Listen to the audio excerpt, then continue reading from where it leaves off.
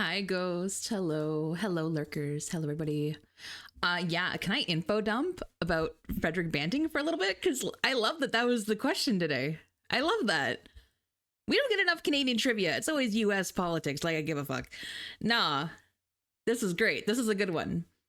Because do you know why Frederick Banting was the fucking GOAT? Do you know why? For so many things. First off, yes, co-discovered insulin when he was, it wasn't when he was 32. He got the award when he was 32, but he was in his 30s, late 20s, early 30s. He discovered it with his student, Charles Best, at the time. And instead of just like claiming all the credit because he was working with a student, he gave half of his award money to his student. And the same year that he won the Nobel as a co-discoverer, the government of Canada granted him a lifetime annuity to continue the work. Crazy. To this day, he is the youngest recipient of the Nobel laureate of the physiology and medicine. Yeah. There's pride here. Sorry. And if I want to fact check this last thing. I just want to make sure it's real and not something I just vaguely remember from history class. I just want to make sure this is a real thing. Where is it? I want to make sure this is true. I want to make sure. So supposedly he offered insulin for like $1. I want to see if that was real. He made it super affordable on purpose. Give me 1 second. I want to see if that's legit. Yeah. Okay. No, it's true. He basically capped the price of insulin so that diabetics could have full access to it all the time because he felt it wasn't ethical for a doctor to profit from discovery that would save lives. The GOAT. So you know what, Janet? A plus trivia question. I fucking love this question today. Give us more like this. This is great. Other than that, hello, Maritime. How are you doing? How was everybody's Monday? How was everybody's last day of March? It's fiscal year end for me, so shit's gonna hit the fan tomorrow. I am slowly eating my dinner, by the way. I made myself some French fries in the air fryer. So if you hear some crunching, no, you don't.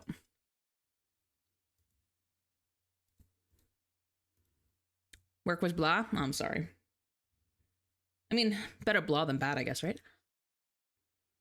As far as things go, I suppose. I have to ask, has anyone else seen the VTuber models that are plushies? Has somebody seen this? I'm seeing, okay, first I saw Iron Mouse and I'm like, oh, that's kind of cool. And I was kind of with Alejandro or Sayu at the time where I saw the comment being like, how are you doing this? How is this possible? And I was like, yeah, how is this done? And then I saw Clover rigged a plushie, like her plushie as well. And I was like, oh, that's a lot of work, but also that's really cool. That could crazy did. It was everything that could crazy did. I'm gonna need that one more time because I'm not computing it. And also, this weekend, I found an online claw game. I'm very excited about it. For those who are in the Discord, they definitely saw it because I did not shut up about it. Was there an extra? I don't know. It's okay. I figure Maritime will correct it when she gets sick. But yeah, so I got 3 figurines from that thing. I clawed them. It was really cool. I will be so transparent. I spent about $80, which I think is a steal considering one of these figurines is $35. And I got 3 of them. So I think I did pretty good. I think I did all right. I mean, shipping, I'm paying for shipping. I mean, regardless, I would have paid for shipping no matter where I got it. So did it go crazy? Okay. Oh, gotcha. So that means I have my first noodle stopper for my collection that I want to start. Some people got Funko Pops, some people got figurines. I specifically want noodle stoppers because they're really cool. Actually, like they're anime figurines, but they're all some form of like sitting or casual, which I really like. I think that's really cool. So I started that collection. So I've got a Kikaru and I've got a Hoshina to start. And I'm really excited to get more. But yeah, that's probably what I'll be on the lookout for when I'm when I'm at the cons this year is trying to find some noodle stoppers from animes that I want. I would like some free run ones. I would like, if solo leveling exists, I would like Apothecary Diaries. I want a Mau Mau one. Really bad. Specifically the one where she's tasting poison. I want that one. It's gorgeous. Not sure the purpose, but saw the action figures. So the idea is that they sit on top of your noodle lid, like your cup of noodles, so that it holds it down while it steams. That's it. That's the idea. They're just really expensive, like forks. That's all they are. They just hold the lid down. A lot of people I know don't actually use them for that. They're just displays, but that's the style. That's the idea. It's a fancy lid holder. It's not even the lid itself. It's just a holder. It's literally just figurines, but they're almost always sitting in some kind of way. Sitting, laying down, something like that. Because they got to have coverage. That's the idea. So, yeah, got some of that. I did email them because they have an influencer campaign. Not that I think I'm an influencer necessarily, but I don't think I meet their threshold. They wanted people with 500,000 followers, and I was like, boy, that's not me, but boy, do I have passion. I want all there's no Apothecary Diaries on there, so I'm like, oh, they'll come eventually, I'm sure. It's hosted by Otaku House, which is a pretty common like figurine seller online, so I'm excited. We all have passion, yeah. More passion, more footwork. Hi, Abby. How you doing? And we're gonna do some reverse tonight, because oh, fuck, this week is gonna be a lot. We're gonna plow through so many games this week. Tonight is reverse with the Titanic. I'm gonna info dump a lot. I'm so sorry in advance. I am definitely gonna info dump because the Titanic was a hyperfixation in high school. I know a little too much about the Titanic at this point. It is a busy schedule for me this week, yes, because I can't neglect these games for much longer. That's not even all of them. I might need to do another week like this at some point because there's still other games I haven't touched at all. So there's one that's a photography game where you learn Japanese. I still need to incorporate that into one of the weeks at some point. There's a lot, but what can I say? Fields of Mystery demanded my attention. So anyway, we're gonna do reverse tonight. And then tomorrow is the Dark Urge run for Baldur's Gate. I'm really excited for that. I haven't streamed Baldur's Gate in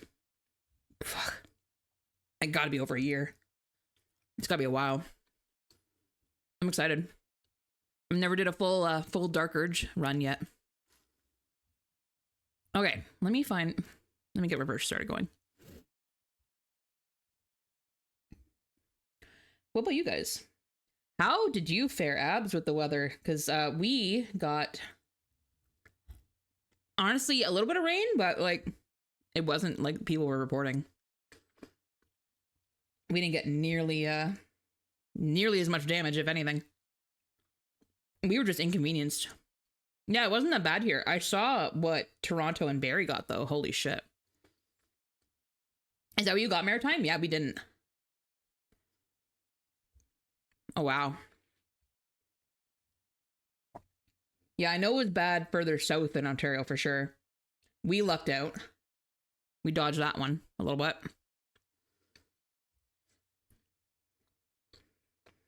Oh, did they? Yeah, more southern. So can't be too bad. I mean, I find it, I don't know. Is it snow that takes out schools? Hi, Brando. Thanks for the hydrate. I'm gonna crack open my... It's a hydrate if it's a grapefruit drink, right? That counts? Don't at me. It's so loud. That counts? Dope. Perfect. Because I don't have water beside me. How was your Monday, Brando? How was work?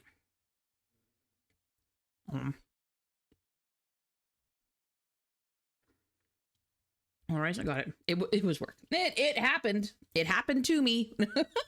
Fair enough. I'm excited for a new month tomorrow. I'm excited to get done some stuff. I made a presentation today. Like, not conducted. I made the slide deck for the presentation today. That made me feel very accomplished. As normally it takes me like 2 separate sit-down sessions to do, just mentally, to organize my thoughts. Ooh, meow meow. Nice. Yours is a cuddler? I grew up with cats that were assholes. I don't think I've ever met a friendly cat. I'm sure they exist, don't get me wrong. It's just I've never met them. I've never met a friendly cat. My sons are so sweet. I'll take your word for it. Yeah, every cat I've met is just a pure asshole. Like, they are totally fine with just making you feel bad about yourself.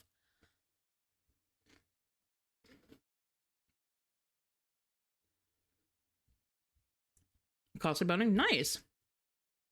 Very nice.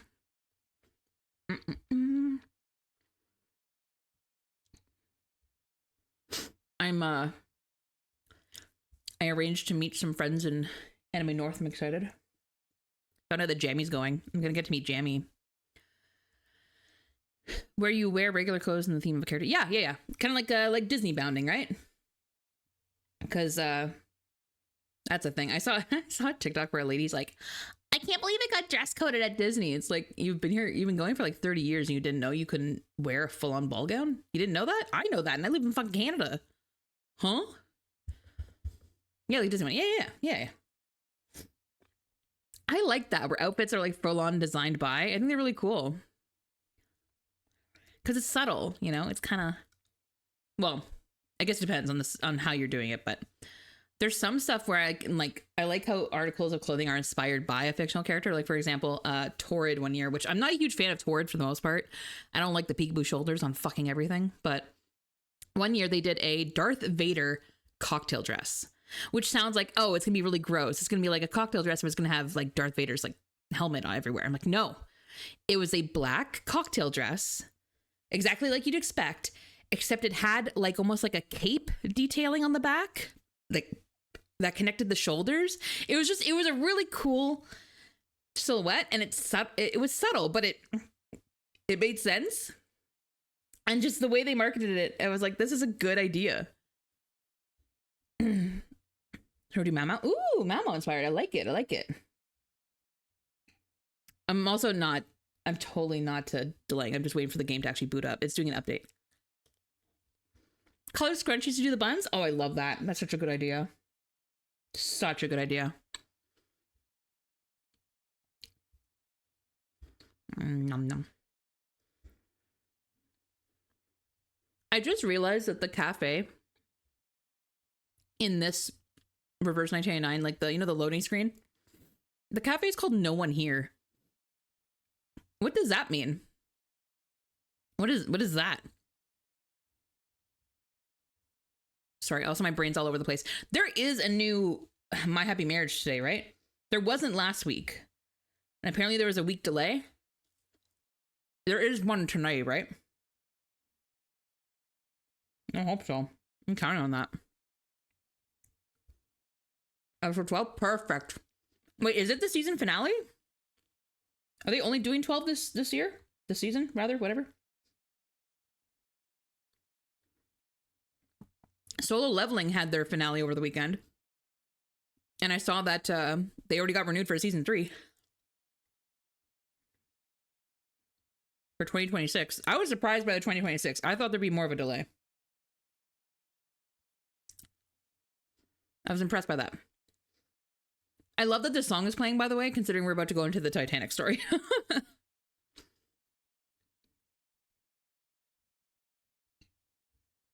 Good timing.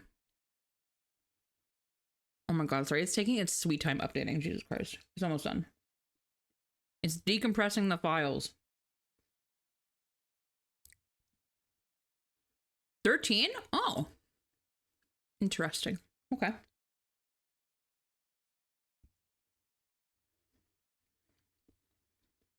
Mm-hmm.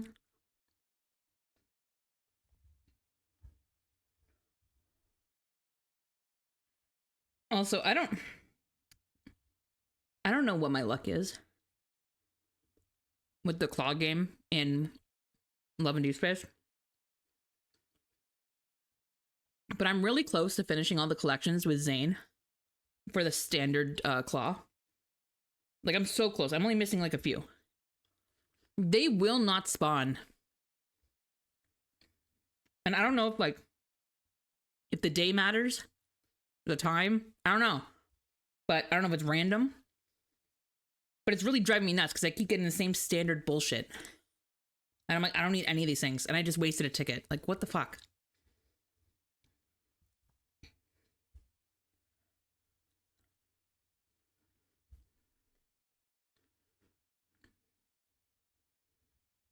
I did clean up all my porticores though. I'm kicking way more ass now. It's very nice. Mm-hmm. Yeah, the specialty ones. I'm still trying to get more of the, what's the one with the not the Mora. Oh my god, Genshin, please. The gold. It's got the king, he's gold, he kind of looks, I don't think he's not the lemon one, but he looks like a lemon almost. No, wait, here's a lemon. That one. I can't get him to spawn with Silas. And then for Zane, it's the snoozer one. Is it Mr. Beanie? It is Mr. Beanie, I think. Wait, no. Is Mr. Beanie the sleeping one? No, that's Snoozer. Okay, so it is Mr. Beanie. It has to be. Because it's Heartbreaker, Mr. Beanie, and Snoozer, right? Wait, there's more. No, there's Lemonhead. Fuck, how many are there? The gold coin. Snoozer's the sleepy one. Yep. Oh. Oh. Sorry, I just didn't expect that song to end so abruptly.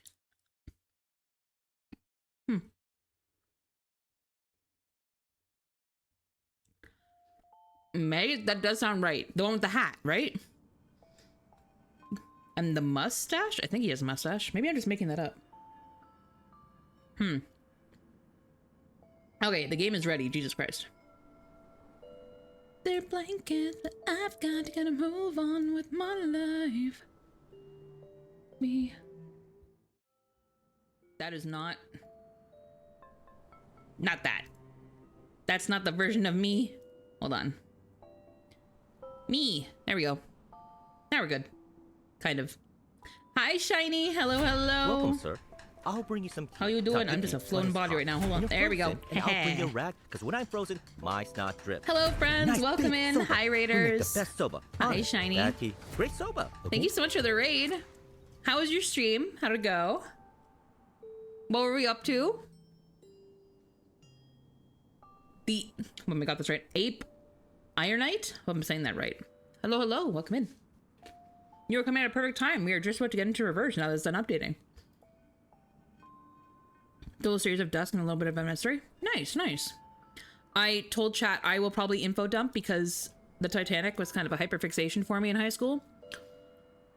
And I'm gonna have way too many little fast facts. It's gonna be not good. But welcome in. For those who don't know me, my name is Shalklin. I'm a variety VTuber, and this week, we are especially leaning into the variety portion. I am playing a different game every single day this week, which is not my usual schedule. I am usually far more chill than that.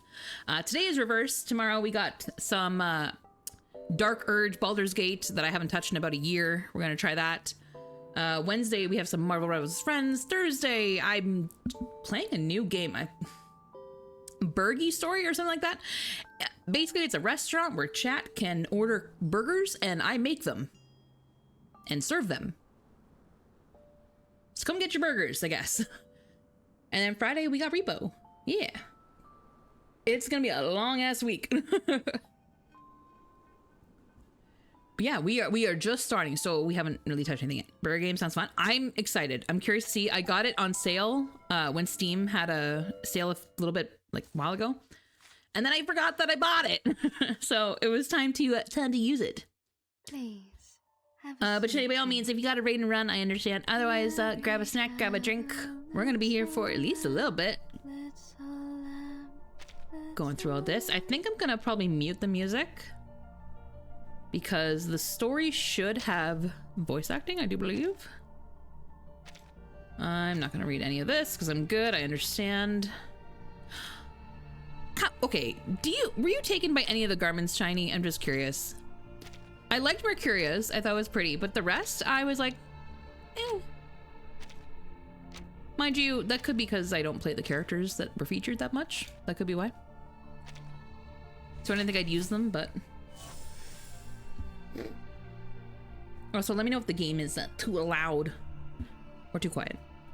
But I don't have her. Oh, fair enough. I really have to play and love the character to get a skin, only because otherwise I'll never see it. You know what I mean? So... Like Tooth Fairy, that was an easy buy. Or, yeah, buy, because I think she was she a Battle Pass one? Or was she just a straight purchase? I don't even remember, but I knew. Imagine Titanic is here. What? What you mean? On patch earlier, they swapped their colors. Did they? Oh, that's really cool. That's pretty. What is happening? Oh. Do we know why this is a thing? Do we know why this is happening? Oh, she's on the battle pass? Okay, I might get Mercurius. I might do that. Just because at least then I also get the battle pass. It's not just straight, you know, skin. Let's go see what the critters are up to first. I don't know what they're up to. They're sleeping or they're dead. Because I always leave them for too long.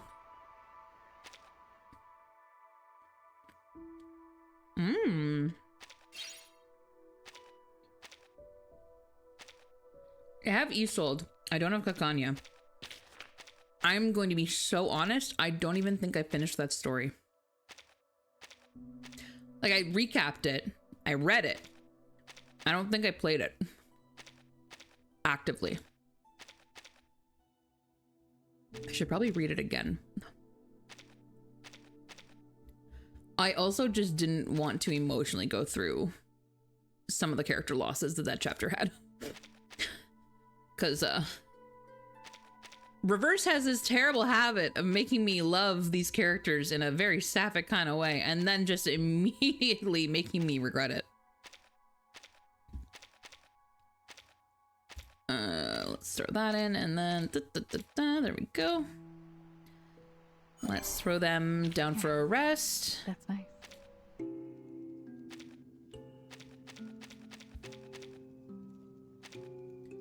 I kind of wish you could rotate through these easier than having to find them on your map. If there is a way, I don't know it. It's not Reverse without depression. Isn't that the fucking truth? Holy crap. For real.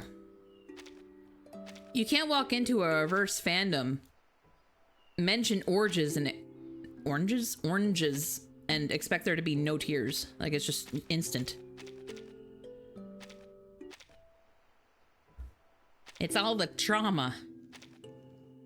We'll leave those. I can deal with that later. Let me grab the trade. Come make some monies. Ooh, 90. Say less. 74. Yes. You all kind of suck. Oh. Ooh, God. Oh, that's mighty unfortunate. Oh my God. Okay.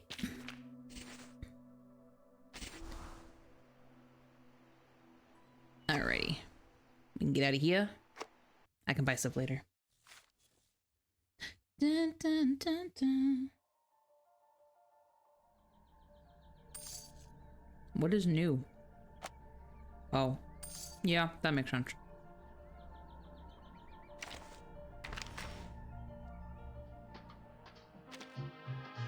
But let me pull up TV Trope so I can read what I missed at the end of the Willow story, because I did not finish it. I played the levels, but I did not finish the story. I was in way too deep with Fields of Mystria.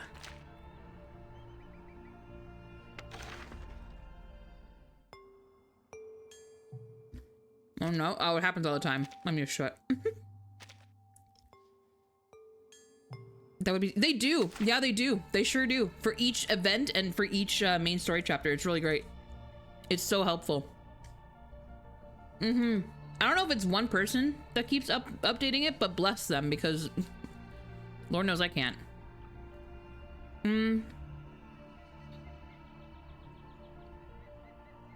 Oh no, not that one. Oh God, sorry. I already have a summary up for this one. Fuck off. I opened the wrong one. Anyway.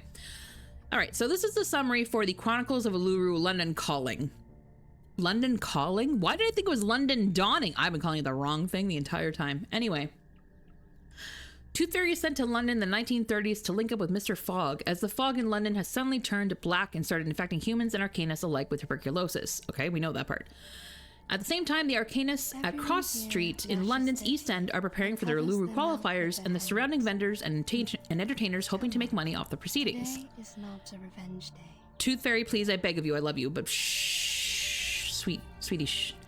As the Londoners try to shrug off the black fog, and continue the celebration, some Arcanists blame a fog hag for the black fog, believed to be an Arcanist curse from her rather than a bacteria. As the black fog persists and the sickness threatens to cancel the qualifiers, Tooth Fairy and her allies try to meet the so-called hag, a former floor ritualist with a prosthetic leg, and hunt down the true source of the black fog. That is not as thorough of a summary as the other ones, so that gave me nothing helpful. Okay, was there anything like super important with the ending of that? With the ending of that event that I should know about? Like, was there any like big lore thing that I should care? Or am I good to just go on to the next one? Pretty much a standalone? Okay, cool, great. Love that. Love that. Just Willow became mature. Damn. I wouldn't say she became a... No. Did she finally learn the meaning of friendship? Most important. Perfect. 2 teeth even. Wait, what? 2 teeth. Wait, what does that mean? Oh, and Tooth Fairy got a 2. She got 2 teeth? Good for you, girly pop. Sorry, I don't know why I didn't see Bless's message before I saw yours. Seriously? You were doing the artificial storm experiment here? You're not about to go swimming with my most treasured record, are you? Huh? You must understand. This record is a vital element of the experiment. And you need to understand that it's a one-of-a-kind relic of rock and roll. Oh, don't fret. Ridiculous. I've taken that concern into account. What? I've seen this, but I still love her. The closest potential location for the experiment appears to be directly on the route of this cruise ship, the Freebreeze. Is that Constantine or whatever the fuck her name is? The weird one with the really thick eyelashes? Southward trajectory.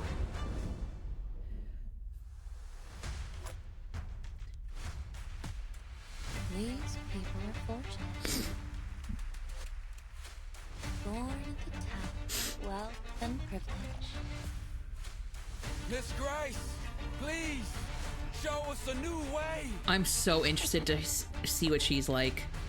Because she was the one hanging out with Forget-Me-Not, right? What a coincidence. What is her deal? I'm so I curious. so happen to have a similar device myself. 1999. That's wild. I do find it interesting that they look similar too. I don't think they're the same person. It's not that again. Leave me alone. But Let's cross the storm. I'm so confused how you mix Forget-Me-Not with Burden. It was the cuff. It was the cuff on the jacket. Hold on to each other and follow the music. I couldn't remember if his jacket had long sleeves or if he just had a vest on. I could not remember. That's the plan. And if I fail, at What? least you'll have one more umbrella. for What? brothers. Why he kind of... Oh no. Oh no. I can't find another humanoid thing attractive. I can't. If evil, why hot? Like, all the time. Like, I'm pretty sure that's just a requirement now. I remember before, like, do you remember long ago when villains were, like, objectively ugly. They were like, you know, and they used to use the hotness as like a way to subvert your expectations. Or like then they had the femme fatale characters who were always like, you're a woman and you're pretty, you can't possibly be smart at the same time, like that kind of thing. But then now it's just kind of a rule where most villains are weirdly hot. And for why? We can have villains that aren't hot. We can have that back. Can we have that back? It's okay. They don't have to be, and that's just it. They don't even have to be like hag ugly with like warts and stuff. Like not like that. I'm talking like not like Snow White Witch. I'm talking like, why can't they be like not hot but in a, what's the word I'm looking for? Non-traditional, I suppose. Like, why can't we have a hear me out? Why can't we have a hear me out character as the villain? Huh? Sure with the vest? Yeah, no, I know now. Now keep them hot. Abby. Abby. Look, I'm just saying. Not all villains have to be hot. It can't be a requirement. That can't be where we're putting the bar.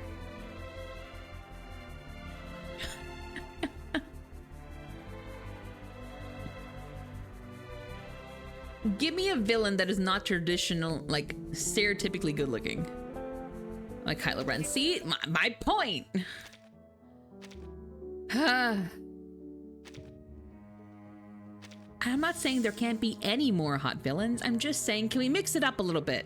Because now it's gotten to a point where if I see a hot character, I'm like, oh, they're gonna fuck me over later. Oh no. And not in the fun kind of way. In the I'm gonna regret my choices kind of way. That doesn't offer any clarity. Never mind. Hi, Small. Thank you for the hydrate. I'm gonna have that right now. They don't have to always be hot, but now I am suspicious of every hot person now. I see a hot person, I'm like, oh no. Oh no. Oh, that was a question I had about the last event before I finish it. Real question. Does Fog stay good? Fog doesn't fuck us over, right? I was really attracted to Fog. Please don't tell me Fog ended up being a bad guy. Fog was cool, right? Fog was just a fucking nerd? Please, please, please, please don't tell me he turned on us. I cannot take another Igor right now. I can't. He's hot. He's just crazy. Oh, thank God. Okay, I love Crazy. Crazy's fine. Crazy's great. I love Crazy. I hate it. I hate that I just sounded kind of like Hans right there. I love Crazy. Like, oh God, no. Ugh. But I do. That's fine. Look, he was just really into his invention. In a trash bin. Look, you do what you gotta do, man. He was willing to go the distance to save the day. You gotta like him to clean the fog. Yeah. Look. One of the most attractive NPCs I have encountered in this game. I'm gonna try to ban someone because they spawn killing me. All of us right. What? All of us right now? That fucking sucks. I hate spawn killing. That's fucking rude. In what game? Go the distance. Yeah, it was not a Disney reference, but it's fine. Okay, here's a villain out there that isn't hot. Toxic Shadow Man guy from Fern Gully that Tim Curry sang a song for. Okay, well, that's going for it so far because I don't find Tim Curry's fucking creepy. Toxic Shadow Man guy from Fern Gully. Okay, hold on, I'm looking this up. Ghost, you're really sending me up here. This better be a fucking ugly ass villain. Shadow Man from Fern Gully.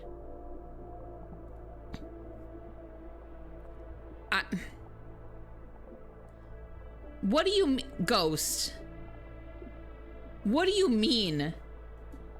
Do you mean Hexus? Ghost, I don't know how to tell you this. I don't know how to tell you this.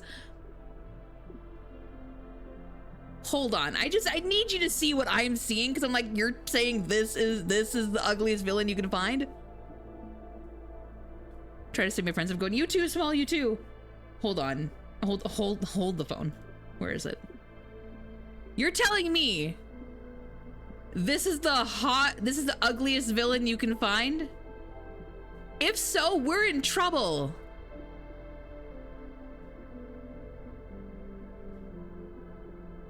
I said not my type. Oh, well, that's a whole other thing. That's just your hear me out. And some would even argue, it's not even really a hear me out. Well, we can find evil.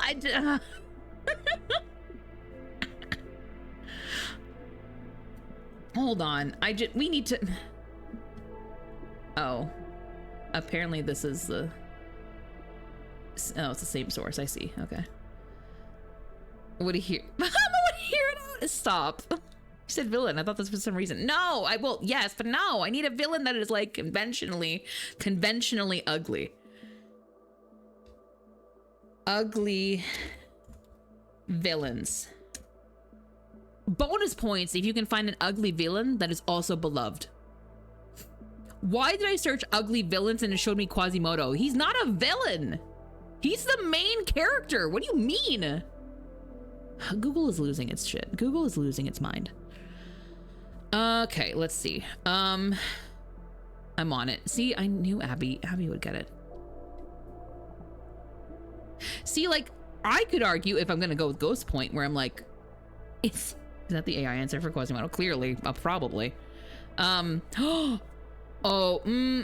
know what? I think I got one. Oh, what is her name? Let me find her name first. Hold on. Conventionally. I'm talking conventionally. I'm not saying she's not attractive, and if she was in real life, she couldn't be. Bless, I don't know how to tell you. There are absolutely people who would fuck Voldemort. I don't know how to tell you that. They absolutely would. Oh, I know from Harry Potter. Madame Medusa from The Rescuers.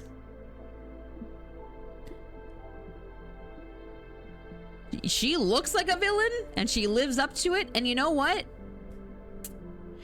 For me, it's the added bonus. It's not even necessarily just how the character looks. It's also just like the fact that she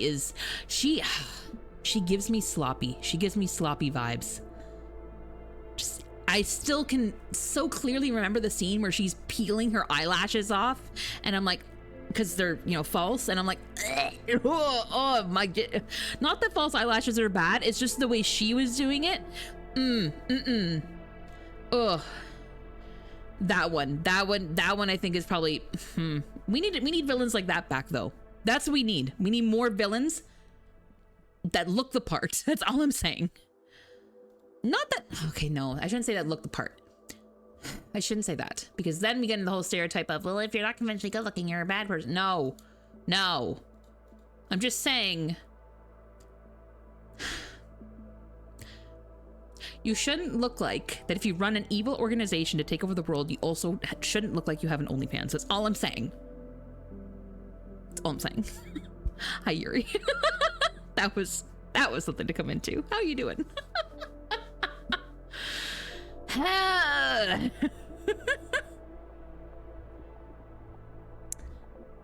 Now we know how Doofenshmirtz is funding all those innators. I'm just saying. The captain for oh, you know what? You're right. Yep. We can bring that villain back. Yeah. You know where we went downhill? You know where it started? I think Scar.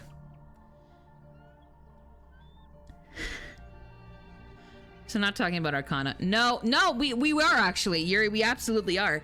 We're talking about why, like, how we've gone to a point in like media where villains have to be like hot, because for some reason that's the only way they can be redeemed. And for some reason that does redeem that. There's a whole topic here that I would love to dig into. Like,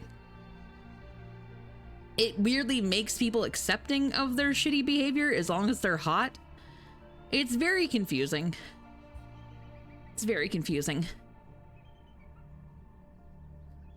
Everyone here gnashes their teeth. See, yeah, we're getting to a point like Igor, Come on.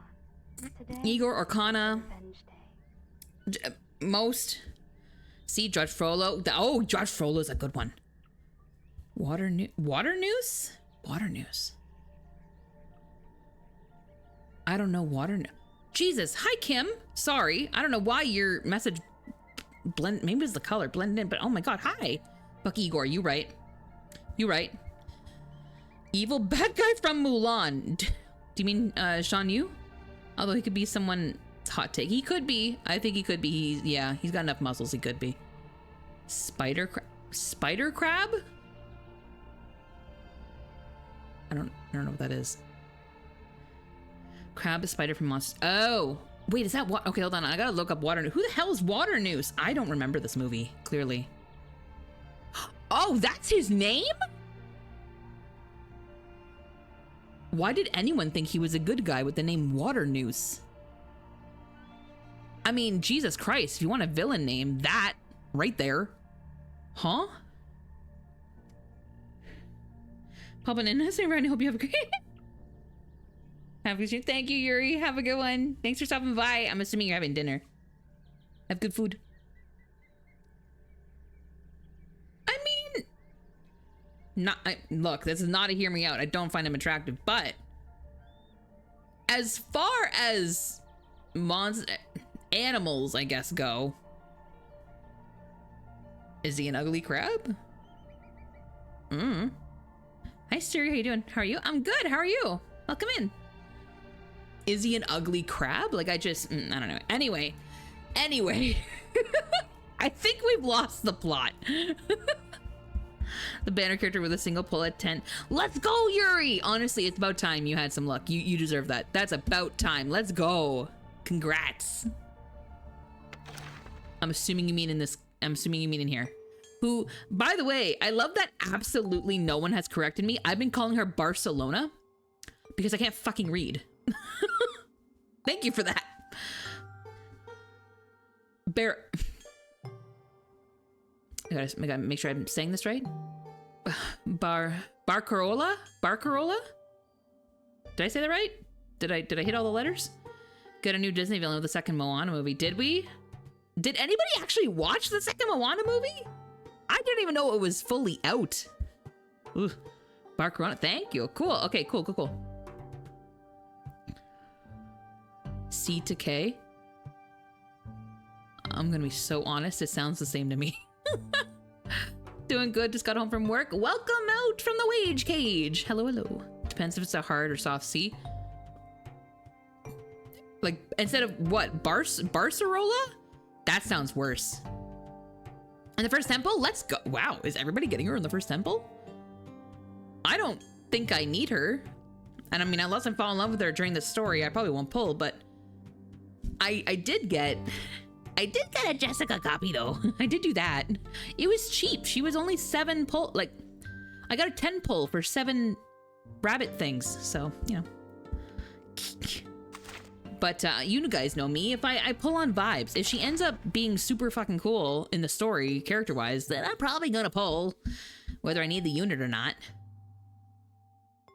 Well, wait, what? Is it? Oh. Is it? Please don't tell me it's Barcarola. Is it Barcarola? That sounds so weird. Please don't tell me that's how it's said. The story's quite good. Dope. Wait, okay.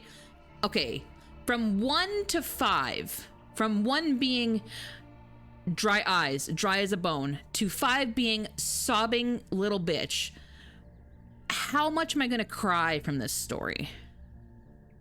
I go on aesthetic. Well, that too, Yuri. You're not wrong. That too. I guess she does match your vibe. That does make sense. 3? Really? Okay. I guess for those who aren't sure because they don't know me enough, I cry every time I watch Titanic. Not for the love story, but because I'm a history freak and the history part of it, the filmmaking side of it makes me cry more than the actual love story. The parts that really get me are just like the really tragic scenes, like that stuff, just how it's shot. I cry at that stuff more so than the whole Rose and yeah. 1 to 2? Okay. Hi Tim, welcome in. Okay, noted. 1 to 2 or 3. Okay, so we're not on the high end. Okay. I'm new to the game, pulled Barcelona, so now I'm supposed to get Voyager? Okay, I'm gonna be so honest with you, Suri.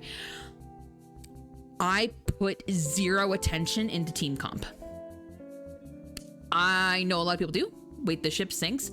I'm like 90% sure this is completely modeled after. I don't know what happens in the story. I just know that they keep calling it the Unsinkable, which tells me that because Reverse is a historical fiction, it's most likely going to be about the Titanic or a similar ship of a not the same name, you know, that kind of thing.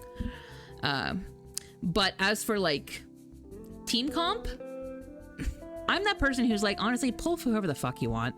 You'll make do. You'll be able to get through content with no matter who you get. You'll be able to build a team. You'll be able to figure it out. Is it going to be optimal? Maybe not. It just depends on how you want to play.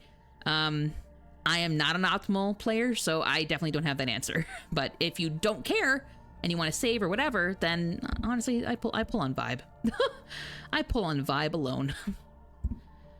No, I mean, you can look at my collection. I mean, mind you, I've been playing since drop, so I kind of have most characters by now, just because of losing. But I haven't leveled a lot of them necessarily, just because I got them later, and it's a huge investment in resources to level a character. So like, there's a lot I just haven't touched. I wanna work on Flutter Page, but that's because I love her. That's the wind from the door. She's so cute. I thought it was my arcane skill, but Anyway, pulled her because she's cute. Thank you. You avoid her? I do avoid her. Yep. I've never leveled her because she came so far. She came so long ago. For me, I never built team comp. I clear enough of the content that I don't have to care. So yeah. One decent team. Then yeah, I would, and by all means, I would follow people's advice then. Either in chat and Discords. Reddit can be good. Apparently, and this is hearsay. I've been told, I haven't checked it out. Apparently Facebook has a really crazy big reverse community, which is wild to me considering the platform. But yeah, apparently Facebook has like a whole, like a bunch of groups and shit. Because of the idol in the main menu. Fair. Very fair. I'm a big Tooth Fairy main. I love her. I will do anything and everything for her. Stop talking. It's time for a checkup.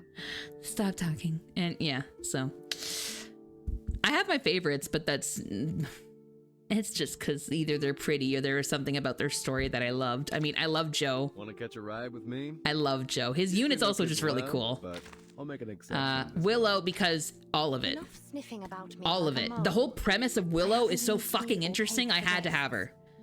But I'm in love with Willow. I love her. Abby, she kind of reminds me of you. Not the personality, but just the vibe. Because of that. See? Love Tooth Fairy. I love her. She was my first real love. Because that first event, the haunting at Camp Green Lake, chef's kiss. Fantastic event. Such a good story. I forgot your Tooth Fairy is my Druvis. Yes. Yeah, Yuri's a Druvis main. That's true. But I mean, Willow, for example, so she's a witch, but because in this universe, witches perform their spells as floor rituals, it's kind of mixed with like sports. And so she's a floor ritualist, like a gymnast. But then she's also got the prosthetic leg because her story is she had, I don't know, what is her story? Did she have an injury or did she have an illness? Anyway, she lost a leg, but then she became a recluse. And then her aesthetic is really cool. Like everything about her is cool. Sad I missed Flutter Page. Don't worry, Suri. Honestly, this game has the most rerun opportunity. Don't even worry about it. You'll be fine. She'll come back. This game constantly brings back characters, and there's plenty of opportunity to get not only reruns, but also free. They give away a lot of characters a lot of the time. Yeah. Yeah, don't worry about skipping. That's one thing too, is I find it's free to play friendly in this game because you don't have to worry about skipping. They're gonna come back, and they're gonna come back fairly quickly. Yeah.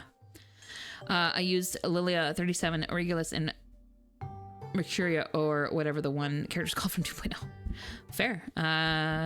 Regulus, I actually have all those. I don't think I've leveled Lilia, though.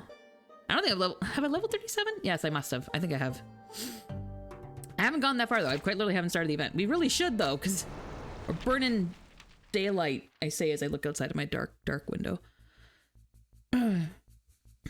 I'm really curious about this side character, though. This side character design was really interesting to me, but also, did you guys say this guy's name is Ulrich? I can't be attracted to another humanoid in this game, I swear to fucking God. Lucy was already bad enough. You're telling me.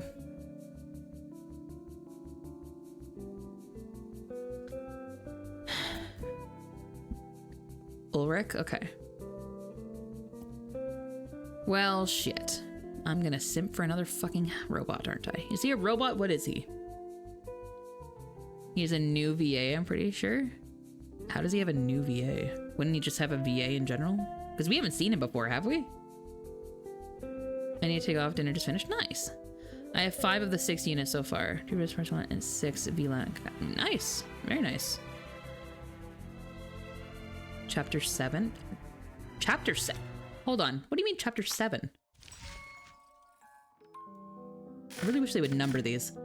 1, 2, 3, 4, 5, 6. Oh, yeah, you're gonna hate me. I did not fully do that. So he was in this? Oop. I rely on TV tropes for the shit that I do not finish. Yeah, I probably went through it for the levels and then did not finish the story. I got too many games going on. Yeah, but everybody says that about every chapter. I like this one. This one, I loved the Cheese Tropiques. That was great. That was fantastic. I thought that was good, but yeah, everybody says that constantly. And it's like, okay, they can't all be the best, guys. They can't all be the best.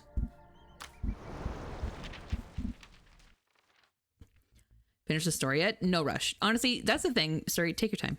Take your time. Enjoy the story. There's a lot of it. And I'm gonna be totally honest. I don't read it all. I'm usually a lore person. I don't read it all. There's almost too much for me to read in this game.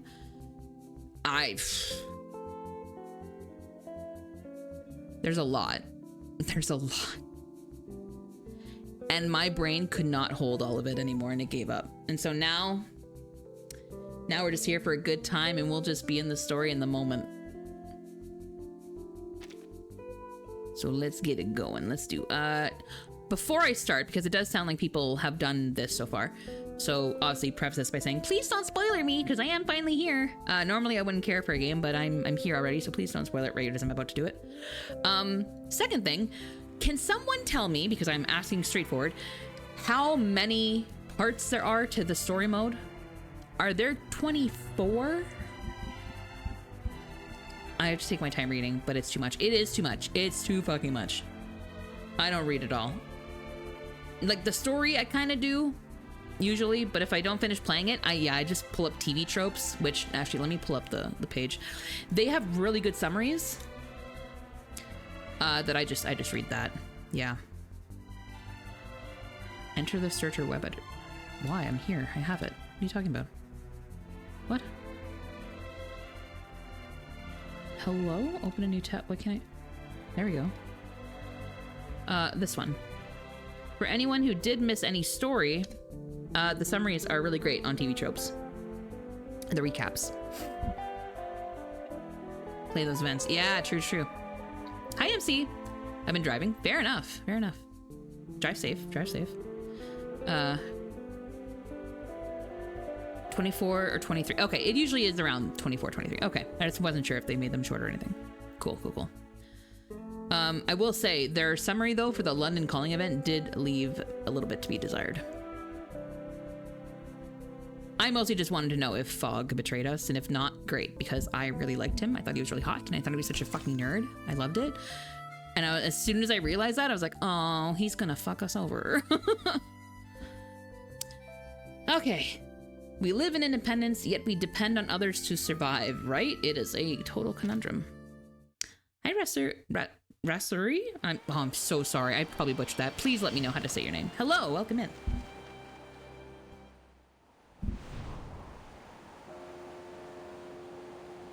The traffic is a nightmare. Oh no, please don't message and drive. I do not need the news to say, person in car accident was watching dumbass VTuber, and I'm gonna be like, no. Pretty much not moving. Still, safety first, friends. Safety first. When the first proverb appears on the shell, we reach the shores of elsewhere. The island, the upturned palm of Mother Sea. Oh, sweet Jesus, we're starting with philosophy. The once drifting boat now beds itself in the golden sand. When the second proverb appears on the shell, we kindle the fire, the crackling warmth, the spark of hope. The joyful people are long blessed as one. When the third proverb appears on the shell, we accept the sea's gift, The rolling waves. The plentiful fish. The cool sea breeze cradles us. When the fourth proverb appears on the shell, we face the test. The salty tears, the longing gaze. Beyond the sea, I find no home. Oh, I was curious about her. Good. Glad we're starting with the her. sea, I find no home. Oh. Huh. It's an interesting take.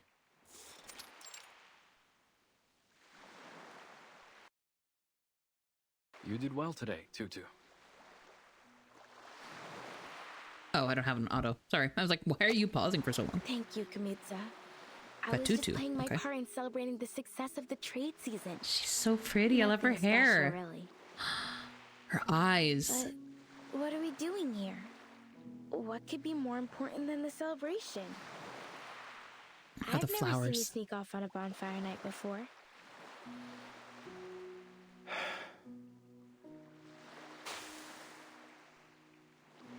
Tutu, do you think you and your friends could fix up that old ship? I know Every you're close time with Toa, Solane, and the rest. They always I make play sure this their first game, vows go to you. I'm sure I'm they'd be reminded happy why I to love go this ahead. art style. And the elders like you too. I've heard many of them say they'll leave their spirit shells to you. So you can win their support too, right? And why I'm so glad that my 2.0 Whoa. is going to be in this art Slow style. down, Big Chief. Are you saying you want to fix up the quick spear? Yeah. Sorry about that. I'm actually just going to pause while the ad is running. I'm going to go do a bathroom break. But I'll throw some music on for you guys. It's going to look so good. I'm so excited. I'm so excited. Rigging has started. May 11th apparently is the when it'll be done, but I won't premiere until the fall. I won't debut until the fall. I got to get some art done. I got to get some stuff set up, and I got to learn to use her. Got to learn to move her with her and set her parameters and stuff. Yeah. But let me throw in an ad. An ad's already running. Excuse me. Let me throw on the BRB screen. I'm gonna go to the bathroom. Pretty unique. I don't know if it's necessarily unique. It's just I believe what is it? Ab cell shading? Is that what it's called? The style? But yeah, I'm excited. I will be right back. I'm just gonna quickly go use the facilities. Be right back.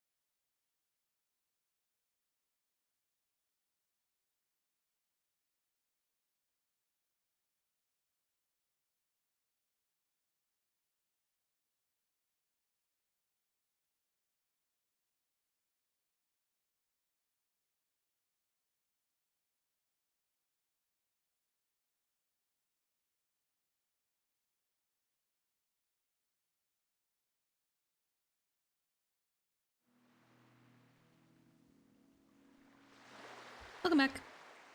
Oof. Okay, there we go. Okay. But why? We've kept it docked for years. Maybe one day we'll need to set sail again. To fish or spend some time on another island. But the merchants already come by every few months to bring us hollow fruits and red snappers. Why would we need to sail? So, am I to assume that this is like... He's back in front of Tutu. The word's stuck in his throat. Yeah, but what if a storm hits? Polynesian? Are we just going to sit around and let the waves wash away our home? We've been through much worse than a few storms. She raised her head proudly. Remember when the waves came and took away Malaga? Hailani cried for days over that little pebble castle. Oh, you should... And then that strange oil polluted the water all around Ititi. The only place where the water's calm enough to hold a pow-pow race. We haven't held a race since. Then Miti and Vaipuna. But we've made it through. Because that's what we do in the face of difficulties, right? We stick She's together. so cute. Besides, we're doing just fine on Melly. But what if we lose Melly to the waves as well?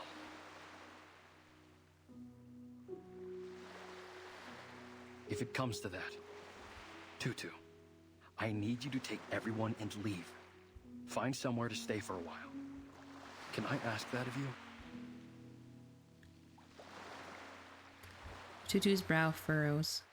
You've been acting strange, Oh, no. brother. Are you thinking of sneaking off and leaving us? He's giving off Deathflay I'm not vibes. going anywhere. I promise. Neither are the rest of us, brother. No. You must get ready. Start preparing now. Why am I getting the vibe that... What is unusual behavior leads for Tutu to make a bold guess? Something's been bothering you Hi, since Amelia. last trade season. You've been spending a lot of time at the beach, looking out to the sea. Looking where the Did sky a witch meets the put a sea. spell on you? You better wear some malacca around your neck. It and carry calls nipples and him. doll sleeves. No. There's no witch. It's just something Miss Grace told me. It's Oh. been bugging me. Oh. Miss Grace? Miss Grace is here. That outsider who calls herself a captain? Oh. I didn't expect that. Okay, interesting. Huh.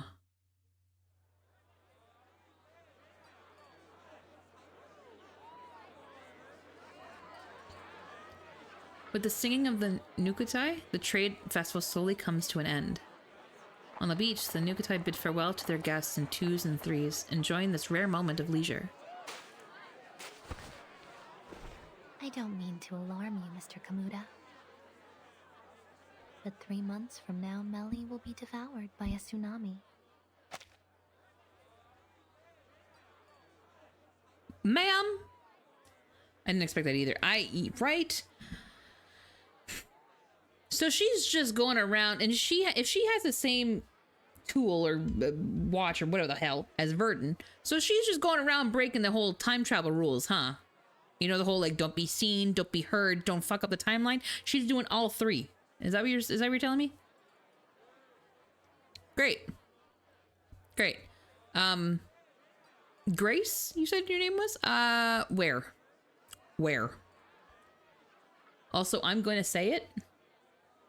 I'm not saying she is Vertin. I'm not saying she is the Doctor. I'm just saying they have interesting appearances that look similar. I'm just saying. Anyway. She stands nonchalantly, as if discussing something insignificant. I mean, it probably is to her. Grace, don't say such nonsense. Well... You're welcome as a guest, but that doesn't give you the right to spread fear among my people. What if I told you that the sinking of Malaga and Vaipuna wasn't entirely caused by the tsunami, but there were other factors at play? I see why Forget-Me-Not was interested. It is true that the tsunami sent them into the sea. But long before it struck, foreign military forces had been eyeing the islands for their strategic. Do we know who Grace's value. VA is? Has it been announced? Those rumbling sounds. She sounds like... They weren't thunder? I know who she sounds like. Hold on. I just want to see if it's been announced, and if I'm right.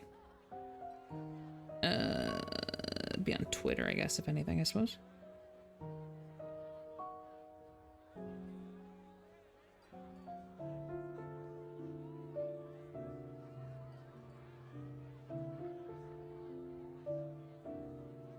Nope, that's oh god, that's not what I was looking for. Oh my god.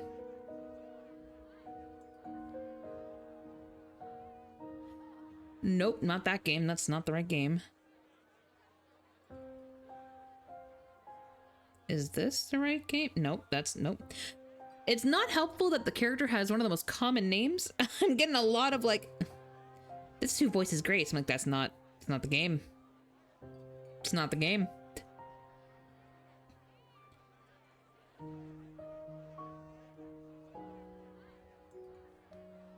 Okay, so let me find English reverse 1999 cast.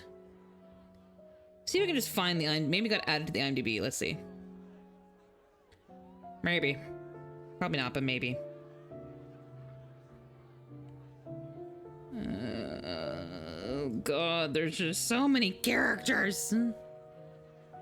Okay, do we have a Grace on here? Oh, we got Willow already. Okay, that's good. That gives me some hope.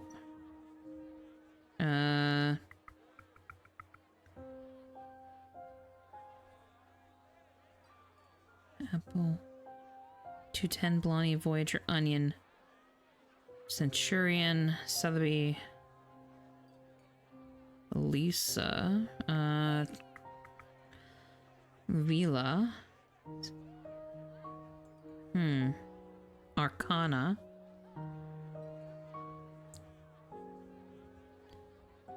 Geo? We can have Geo, but please tell me I have Grace on here somewhere.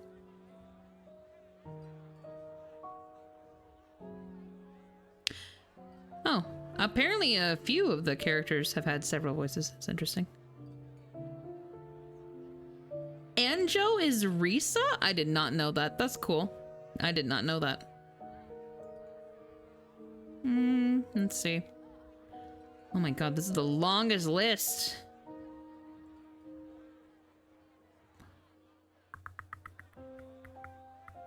I wish we could go by like order of appearance, you know?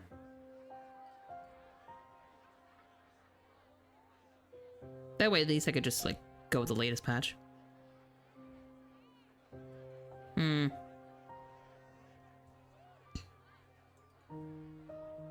Okay, now we're not into the English voices. Damn it.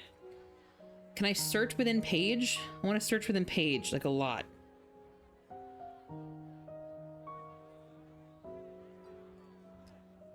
Find in page. There we go. Yeah. Grace. Nope. Okay, not credited. Okay, well, we'll just have to wait and see then. But, the voice is very familiar. They were torpedoes launched by humans. Oh. She presents a thick document in her hand. You just have that? I have some unfortunate news regarding them. Kamuto grabs the cold, impersonal stack of white paper. The area is now under martial law.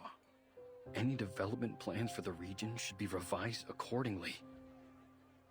These coordinates, they cover New Kuteao. After a brief investigation, they concluded that your home is an unoccupied area suitable for their weapon testing. It won't be long before they publish a report on this new test site and receive their rewards for discovering it. What the fuck? The veil of nothingness was cast by our ancestors to protect us from the outside world. I never thought it would put us at risk. As chief, I must bring this to the attention of my people. Perhaps it's time we remove the mist, but without it, will draw all kinds of attention. Winter clenches the report tightly in his fist. Miss Grace, may I borrow this document? My people need to see this. Be my guest. Why are we trusting her? But you'd better persuade them quickly. Why's that? Like, As far as I know, they're looking to expand the test site. It's on their agenda now. Right. We'll have to set up a meeting with them to negotiate. Certainly. I wish you the best of luck persuading those warmongers. And for your safety in the coming tsunami. why is she giving me the sadistic vibes? Like, feels like that character that is just here to make everyone else With suffer all as due much as respect, Miss possible. Grace, not even the Nukutai can predict the movements of the ocean that far in advance. On what basis are you making this forecast? Is she just going to tell him? It's not a forecast, Mr. Kamuta. Call Or it it's a retelling? the wisdom of hindsight. Oh, God. Or perhaps I should put it more clearly. Have you heard of the storm? Oh, shit. Kamutza! Kamutza! Brother!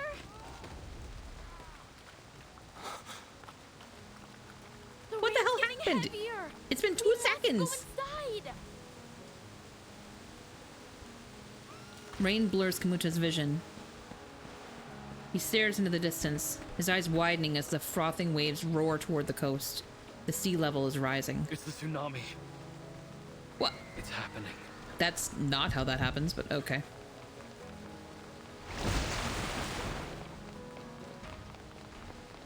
Like the soil beneath the ever-rising waterline, Kamuta's murmured words are quickly buried. The sea has almost swallowed the whole atoll. What's going on, Tutu? Kamuta? A worried figure hurries over. Time jump? I don't know. No time for questions, Toa. We must bring these baskets to safety. Doomdom Chapter 1. Damn. Tutu is already pushing as many woven baskets filled with berries and bundled material as she can up to the higher ground. Her hands are sore, red, face stamped with desperate determination. There's food and clothes in there. The screaming in the background. Here, I'll give you a hand.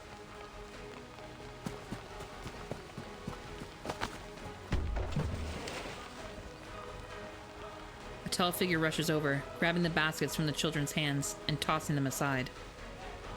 Chief, what are you doing? Leave them. There's no time. We must get to the ship. Now! Our people still have to live after the flood's over. If we don't bring something, what are we going to eat? Or where? These things won't fall into our laps, you know. Listen, it's different this time.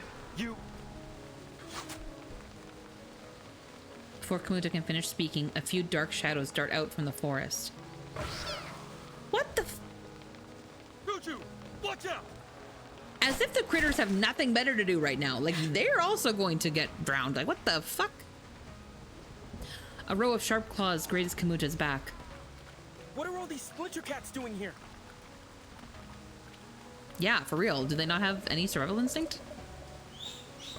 The near endless surge of critters starts to create an even greater panic. These aren't just splinter cats. Are those Sarmatian sea snails? And crabs with ghost faces?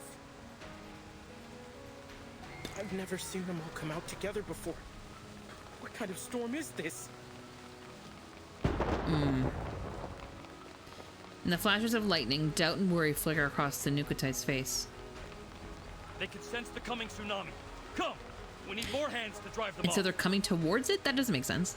But okay. Understood.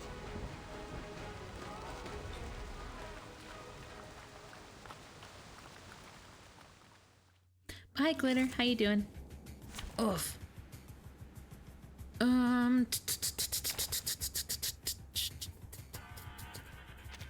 Let us get to know each other. Other. Peace be with us. Are you? I'm good. I'm good. Oh, those crabs look cool. Hold on. Let me hide myself for a moment. Look at these crabs. Try for free. They look cool. Try for free. Why can't mine not in the teapot, Jesus Christ. Why can't mine in the wilderness look like that? I will say though, I did finally get my first mutations in the wilderness thanks to Shiny Stream.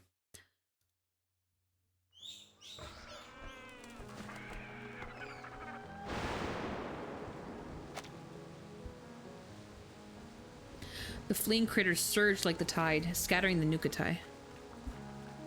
Many are left wounded. Go! I feel like all of those critters could have had better things to do. Everyone get to the quick spear! This tsunami. Not the ghost face. It's the worst I've ever seen. Is it true? Is this the end of Melly? I mean... Tutu! Don't just stand there. Get over looking here. Grim. From the shadows, a spiny claw.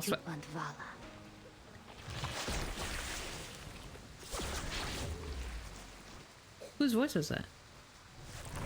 An inky black incantation flashes past her. Oh, Grace. Okay, a familiar face appears at the highest point of the reef. Miss Grace! So yeah, time jump? Grace surveys the scene, a gentle smile on her face. What the fuck is wrong with you? Oh yeah, time jump. Miss Grace. You should be more careful out here, dear. People of New Katao, are you ready to set sail?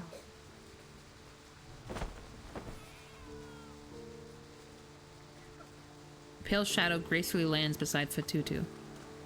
Set sail? No, you've got this all wrong, outsider. We're not going anywhere. We New Katao will not abandon our home. Yeesh. Well, the string of shells around Fatutu's neck heaves along with the defiant breaths in her chest. Tutu, wait. Maybe Miss Grace knows a better way. She pulls away from Kamutu's hand. Refuse all you like, miss, but your homeland will be completely submerged before long. Her words are light, almost careless, as they toy with this unmoving rock before her. We appreciate your help, Miss Grace, and we'll make sure to return the favor as best we can. But we don't find your view on the situation all that convincing. I like her. Do you? She doesn't buy it. The critter, now bound by Grace's incantation, is pulled before Fatutu. Take a look at this little creature. One of nature's many remarkable creations. See, there's something sadistic about her. It has a fitting name, too. The Moon-Eyed Fiddler. They hide themselves in the water, covering their traces with the ebb and flow of the tide. They only come ashore when the tide is high, and from there they migrate to quieter waters. They're still screaming in the background. Dealers. They are the living gold of the ocean.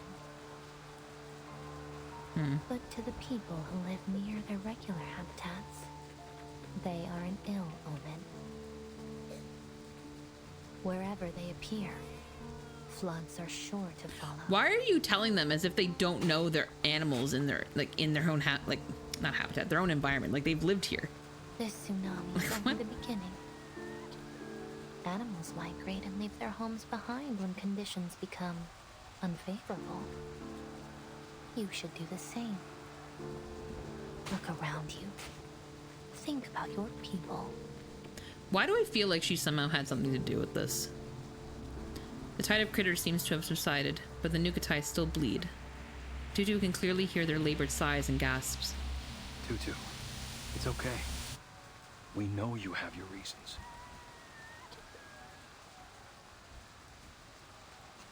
Tutu stands frozen, the sand and gravel carried by the seawater washing over her trembling feet. Tears well up in her eyes as the mottled gray of the sky above seems to merge with the crimson ground below. Do we really have to leave? This is such good art. Grace gently adjusts Tutu's collar, wiping the rain from her face. The outside world is indeed full of dangers, but there is less to fear than you think. I'll help you through it.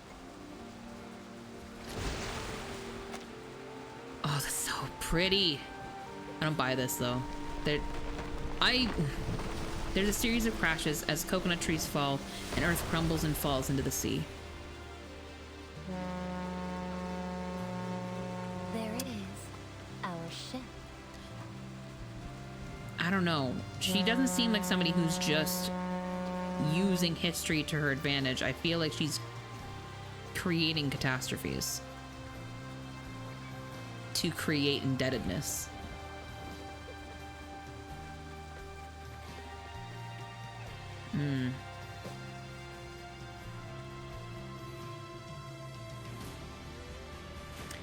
Last evenings on Earth.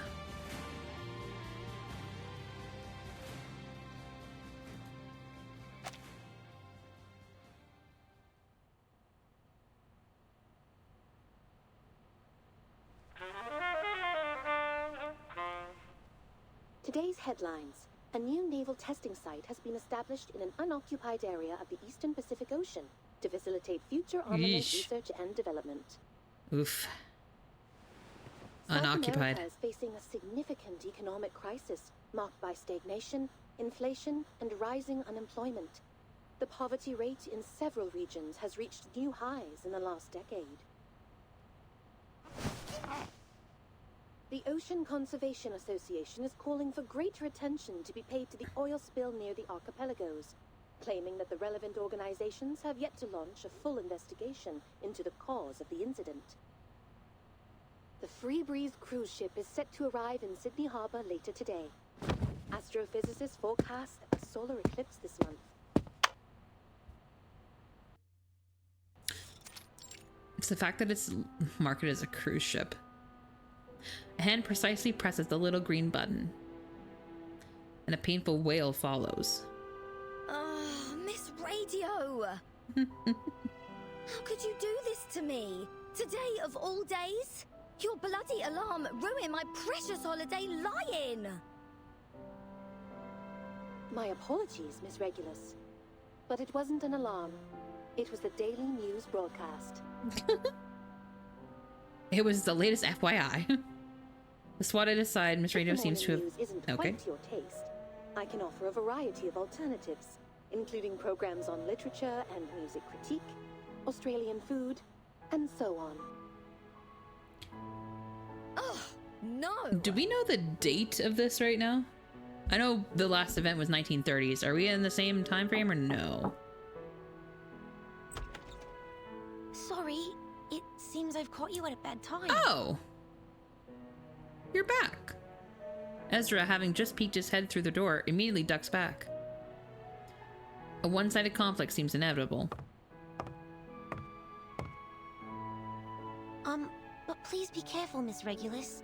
I know the LSCC encourages us to examine machines like Ms. Radio, but I don't think a violent disassembly would go down so well.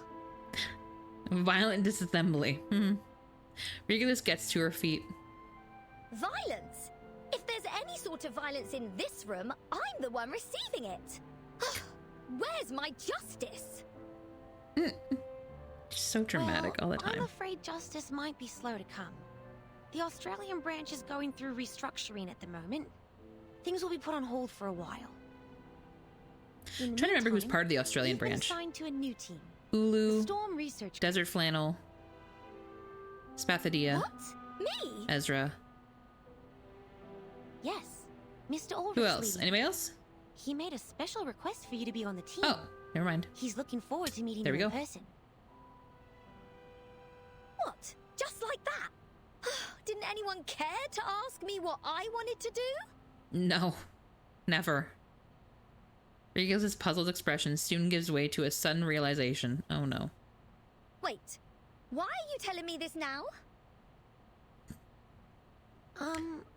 The list of group members and the reasons for their selection have been up on Laplace's website for a week now. The music switch, that's how you know. And today is its official founding day. You should be there. as a Laplace staff member and an important part of the new team. Yeesh.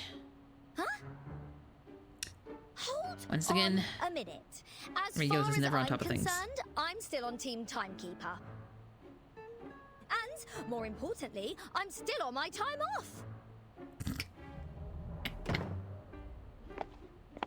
Good to see that you actually paid attention in our last group meeting, Regulus. Welcome back, Burden. The owner of the suitcase, Regulus' savior, the great timekeeper, arrives at the door. Vertin! Oh, thank God you're here. Hmm. Go on, tell them I'm still on holiday. The fast-drowning pirate is hoping for a life preserver. Sorry to break it to you like this, Regulus, but today's our last day off.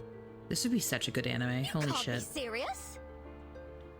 Of course I am. Also, Mr. Ulrich has invited us to attend the ceremony in Laplace. Shall I give you a moment to get ready? I would even go so far as to say this would be a really good live-action series. This would be a really interesting live-action series.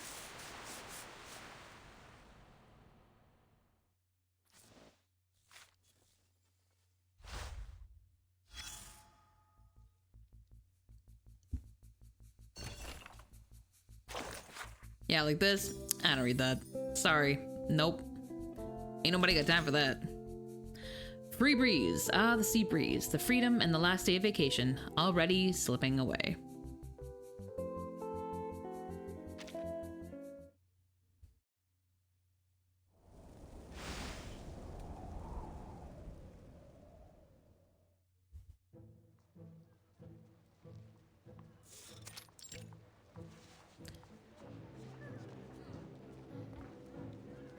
Captain, we seem to have deviated from our route to Laplace. Depends on who makes it. It always depends on who makes it, though.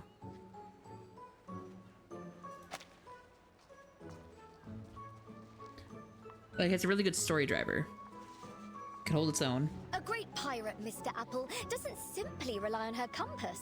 She must listen to her heart too. Ah, this apple thought you were trying to slip away to make the most of your final day off. Didn't we meet you when your ship was sinking, madam? Well, that do. How many times has your ship sunk since then? Like Odysseus returning victorious from the Trojan War, Regulus nimbly dives into one vortex after another. Whiskers all the way from Brazil.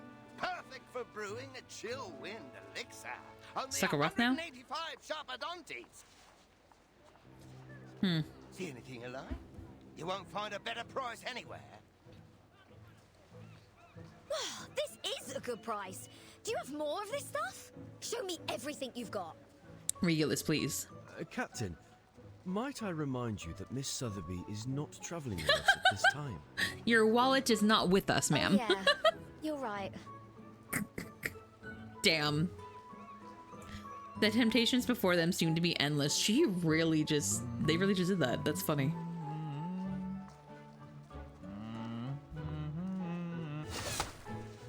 Oh.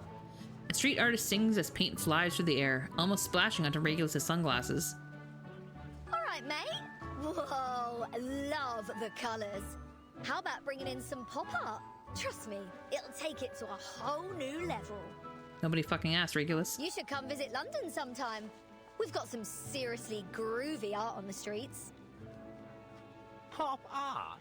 That's a bit dated, don't you think? Boom! I beg your pardon? Damn. Just as Regulus rolls up her sleeves, ready for a tussle, a not too distant cheer grabs her attention.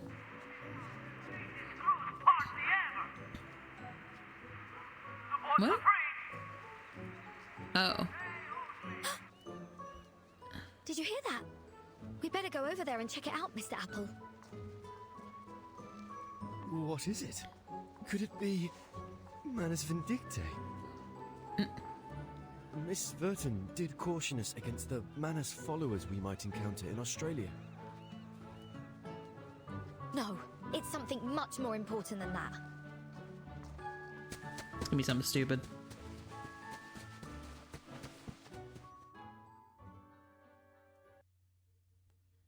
You know, there's sometimes where I remember 37 bit her head and I'm like, you know what? I get it. Oh.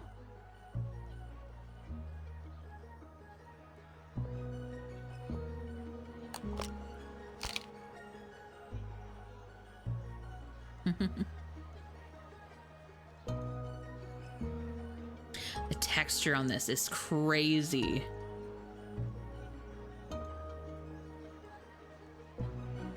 Oh my god, this looks so good.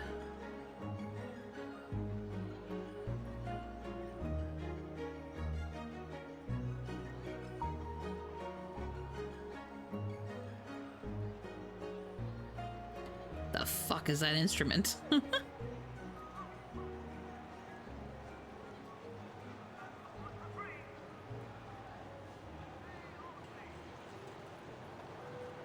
Ladies and gentlemen, welcome to the greatest sail-away party in all Australia.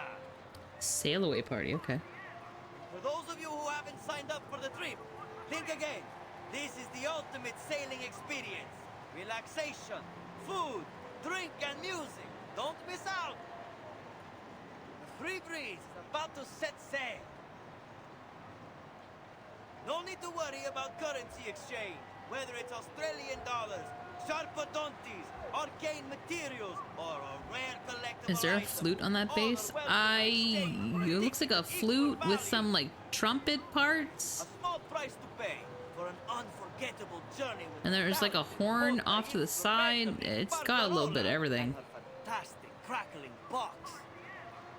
Crackling box, that's what they called it? Okay, interesting. We've also prepared a little gift for our most enthusiastic guest. Oh. A free cruise ticket. That's what I'm talking about. Please. This apple should have known better. Ladies and gentlemen, the party starts now. Put your hands together for the enchanting Miss Barcarola and her captivating melody. Barcarola. Okay. Woohoo! Regulus, please. That was a good art of her, though. Compliments gush from the ticket seller's mouth as the star at the center of the stage suddenly turns her face away. You're much too kind, Mr. Hamish, saying all these wonderful things about me. But I'm only a cruise musician. It's thanks to the collective efforts of the whole crew that the Free Breeze has been so successful. I just feel privileged to be a part of it. I know you want to stay humble, Miss Barcarola, but there's no reason to be so modest. Many of our guests come aboard just to hear you play, and I'm sure there will only be more in the future. So what's the harm with hyping the crowd up with a little round of applause? Well, if it's for the ship, I suppose I can handle a little. I'm trying to remember what her what does she remind me of something? Of course Maybe it's you the can. blue and the red? And you deserve it too. By the way, do you know the guest over there? She's very enthusiastic. Is it Regulus? Hmm? Is Regulus acting a fool? She follows the direction he's pointing to find a particularly lively duo among the crowd. Oh no. A girl dressed in red and blue and a floating apple. Been drumming up the crowd. Sold us a load more tickets. We've never sold out so quickly. All right, everyone. Regulus does know how to put on a show. I've got some exciting news to share. This piece of paper in my hand could be your ticket to an incredible seafaring adventure. Just think about the cool breeze, the spruced up cruise ship, and the awesome music. What more could you ask for? This is a once-in-a-lifetime chance for a trip you'll never forget. So, let's get buzzing. She's Throw such a your good hype hands in woman. the air and your coins out of your pockets, and let your dreams come to life. Let's hear those coins jingle and fill your spirit soar. The crowd is eating this shit up. The cheering grows louder and louder. Is she a local? Australians are known for their sunny disposition. Is she a local? No one knows. Wrong this, accent. But to be honest, I I'd love to invite her to join the crew. If only the captain weren't so picky with the new recruits. That's because your captain is insane. I'm assuming your captain's Grace. She nods approvingly at the free dancing figure and clutches her crackling box tighter to her chest. Her enthusiasm is infectious. Maybe her energy would wake up our stuffy new captain. Because your stuffy new captain is a bad guy. Well, villain. Villainous? People who don't seem to have she crazy. Any clue about music. All they do is make noise, and not the good kind either. Several startled gazes land on Barcarola. We better keep it down, miss. They'll hear us. He turns, peeking in the direction of the ship before awkwardly retracting his neck. We didn't hear any dissenting opinions about our captain now, did we? No. Oh, of course not. Oh, okay. It's that kind of ship. Crew members glance at each other awkwardly, coughing softly to urge the embarrassing moment to pass quickly. Oh, okay. So y'all can't escape. Guests come and go, and the melodies continue one after another. Eventually, the sail away party comes to an end.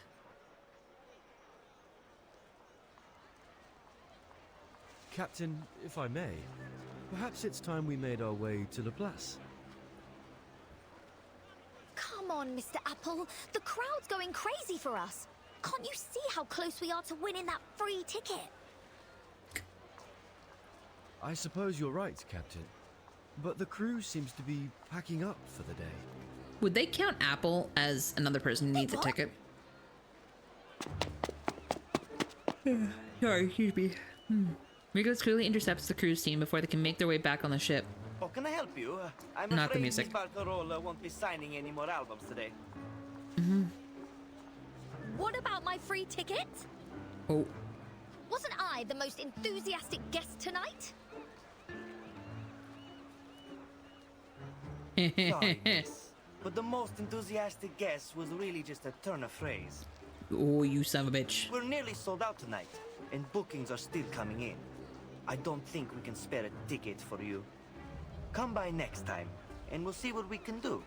Oh, she will flip you, sir. You! Easy, Captain.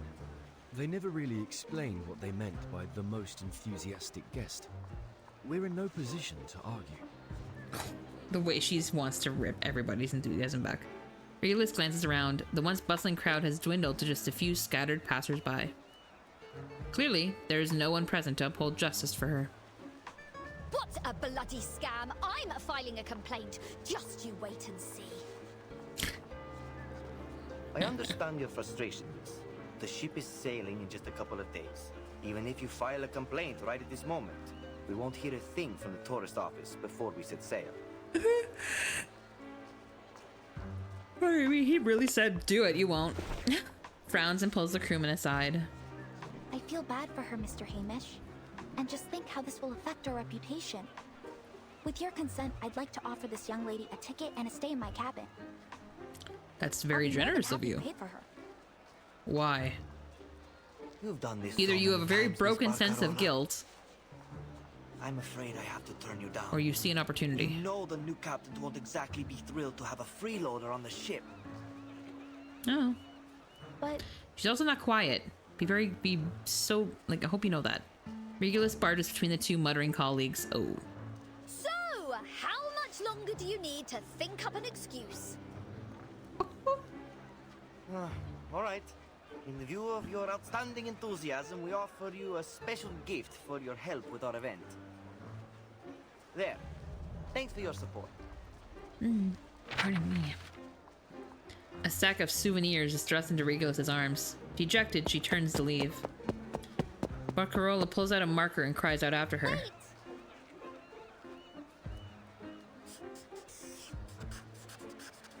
Not her signing it. I'm so sorry about all this, Senora.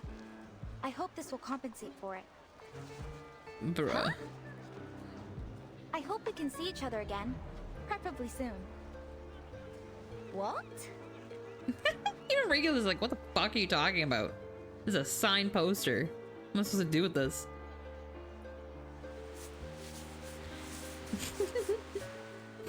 Regulus is offended.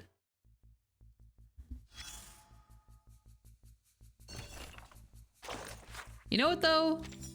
She always does that. She jumps into things with only half the instruction, or literally like assuming she knows the answers to stuff. It's about time that kind of bit her. Cryptography for beginners. Just one of the many trivial obstacles our great captain must overcome. One of many. One of many.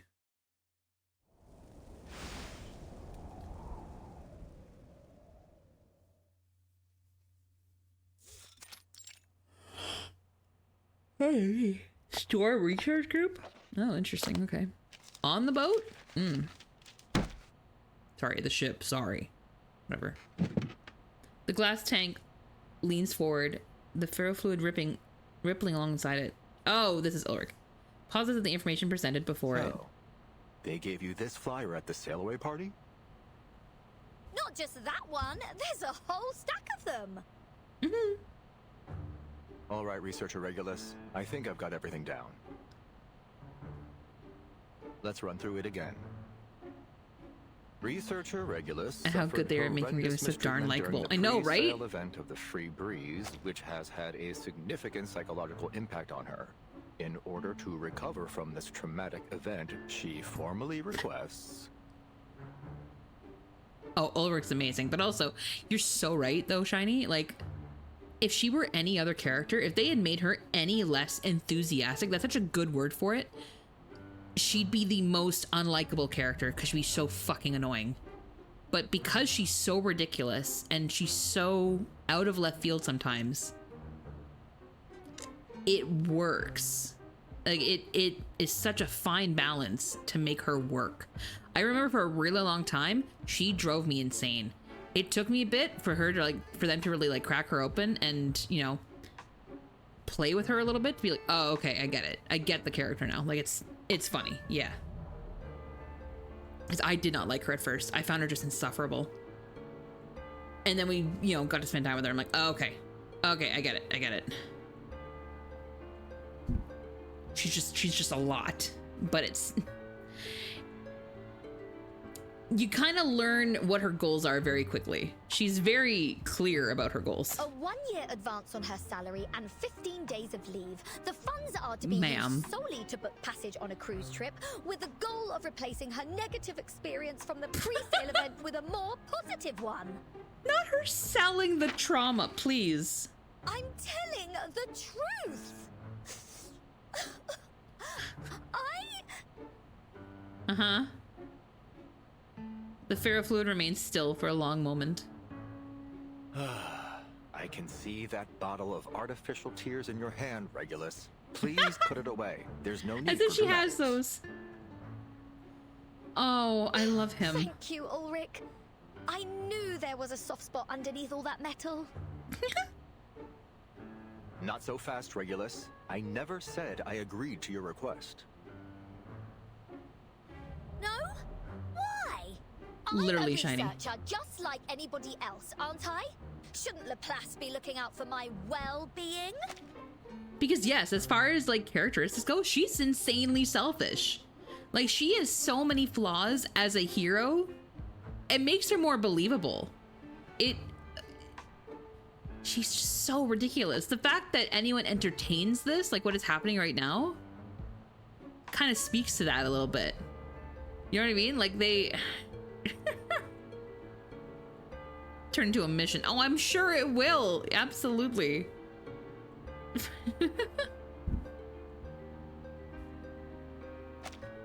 Regulus, you've been working in Laplace for 11 months now, and you still haven't submitted your performance appraisal or published a single valid project result. In other words, you haven't completed your probationary period, so you can't get the benefits of a full-time employee. Tell her.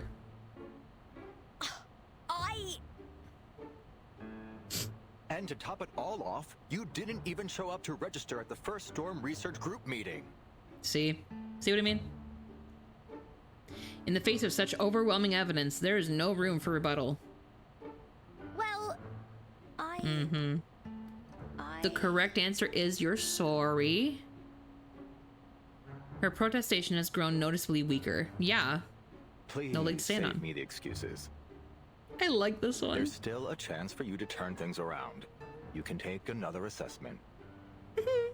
We'll use the results to make up for the assessments you've missed.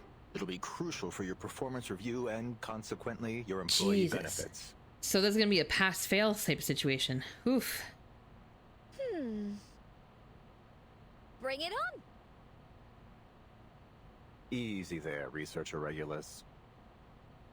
You're taking a test, not going to war.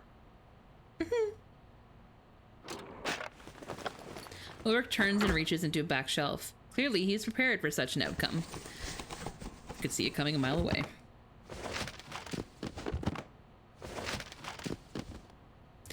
Document after document is pulled from the bookshelf and placed on the table, until Regulus can no longer see above them. I thought you said it was just a test. I did, and I meant it. This is just some light reading, for you to reference during the test. And he's setting her up for success. This is the test. Oh no. The numbers on this paper may appear random, but they're actually an encrypted code. Your task is to figure out what the message is. Oof. You can use the computer to help you, and you might find some useful books and papers in the second drawer on your left. The instructions for the computer and a guide on how it works are all in there. Given its difficulty, there is no time limit for this test. Best of luck, Researcher Regulus.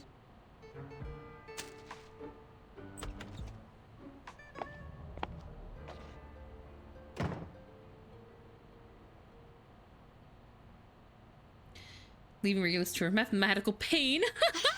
You better keep your word, Ulrich, or you'll be no different than those sailors. At least they didn't torture me with maths. Lend me your strength, Brian May, Jim Morrison, Frank Zappa. Oh, God! She's suffering so bad. Regulus has lost all concept of it. Endless numbers dance before her eyes, spinning and blurring together. Hi, Cornbread. It's like she's descended into some kind of cursed land of numbers. Oh, I feel this. You're taking a test, not going to war. Captain, this apple has an impression on this. Maybe you were their target because you are an irrational number. Is it really a puzzle unsolvable? Are you scared? Oh my god, all the other characters chiming in. Follow me, Regulus. Oh my god. Best of luck, Researcher Regulus. Rip. Where am I? Who am I? Who am I? In her daze, she's brought back to her days in Empyrean. Why is this happening to me? Is this some kind of cruel joke from that Aperon lot? Apparent, sorry. This realization seems to clear her mind for a moment. There's no escape from those mathematical demons. Somebody! Anybody! Help me! Please!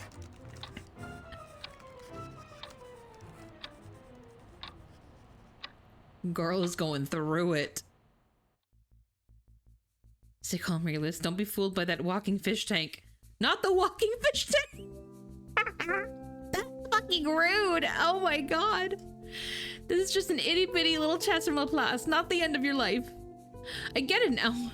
I just need to add some lines to the border. Ulrich must be reminding me how to follow Laplace's rules. Who cares? Oh, it's Sudoku! Do we get to play this? Oh, I hate that she said that. Sudoku. I also realized I say that wrong. I say it interchangeably. I say Sudoku, or I say Sudoku, which is not correct at all.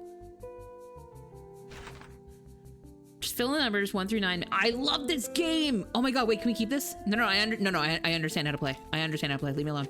Leave me alone. No, I get it. Let me play it. I fucking love Sudoku. Sudoku? The fucking game. Don't make me know words. But also, why is this so fucking easy though? Ew. Aw, make it hard. 5, No, what? This one is Oh, I have to do the one that you're telling me to do? I don't want to do that one first. Thank you for loving me. Thank you for being there. Oh, God. Everyone's thanking Hi, Cornbread. The whole world's thanking you. Stop. Thanking us for thanking Sudoku. you. I don't know. I'm making up words. Thank you for the resub, Cornbread. Thank you. Su means number and doku means solve. Oh. Sudoku. What was I saying? Sudoku? I don't even know what that means. I don't know. I started playing this shit when I was like, I don't know, 6, 7? I don't know. But it ended up being in the newspaper a little bit. I fucking loved it. And I've never been able to say it correctly. I get my U's and my O's backwards for their placement. Okay, so let me try this again. This should be a 5. There we go. Oh, don't go doing that. Okay, this should be a 1. 1, 2. This should be a 3. 1, 2, 3, 4. This should be a 5. 6, 7, 8. This should be a 9. 1, 2, 3, 4, 5. This has to be the 6 because the 6 is there. 7, 8. 1, 2, 3, 4, 5, 6, 7, 8. This is the 9.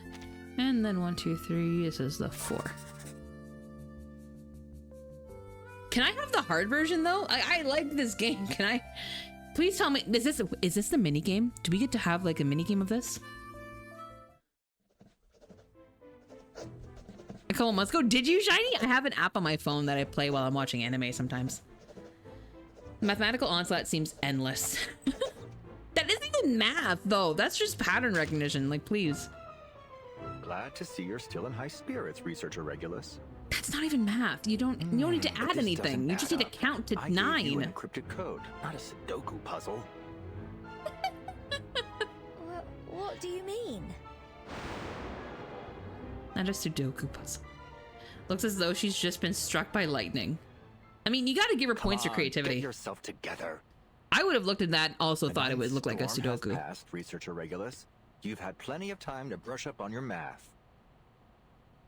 Asking for help on that? No, you did not. Really? Oof. Picking up a paper from the desk on his way. All right, let me explain. All Can we have it as minigame? Basic decode I want and it. Transcription of the result using the Laplace encryption key. That's crazy. See how the fourth from last digits have changed? I mean, I guess it shows how many people just never picked it up, right? They don't know the basic like interval, rules of how it works. The 18th interval don't exceed 59. So, if we make a bold assumption here, these numbers have probably been coded using Laplace's nomenclature, where the codes of time are always placed between the 12th and 18th intervals. He's just saying words. This a lot here. We use them for ships, satellites, manpower arrangements, and such. Finally, we input the result into the Laplace astronomy database to see if we find any matches, and there.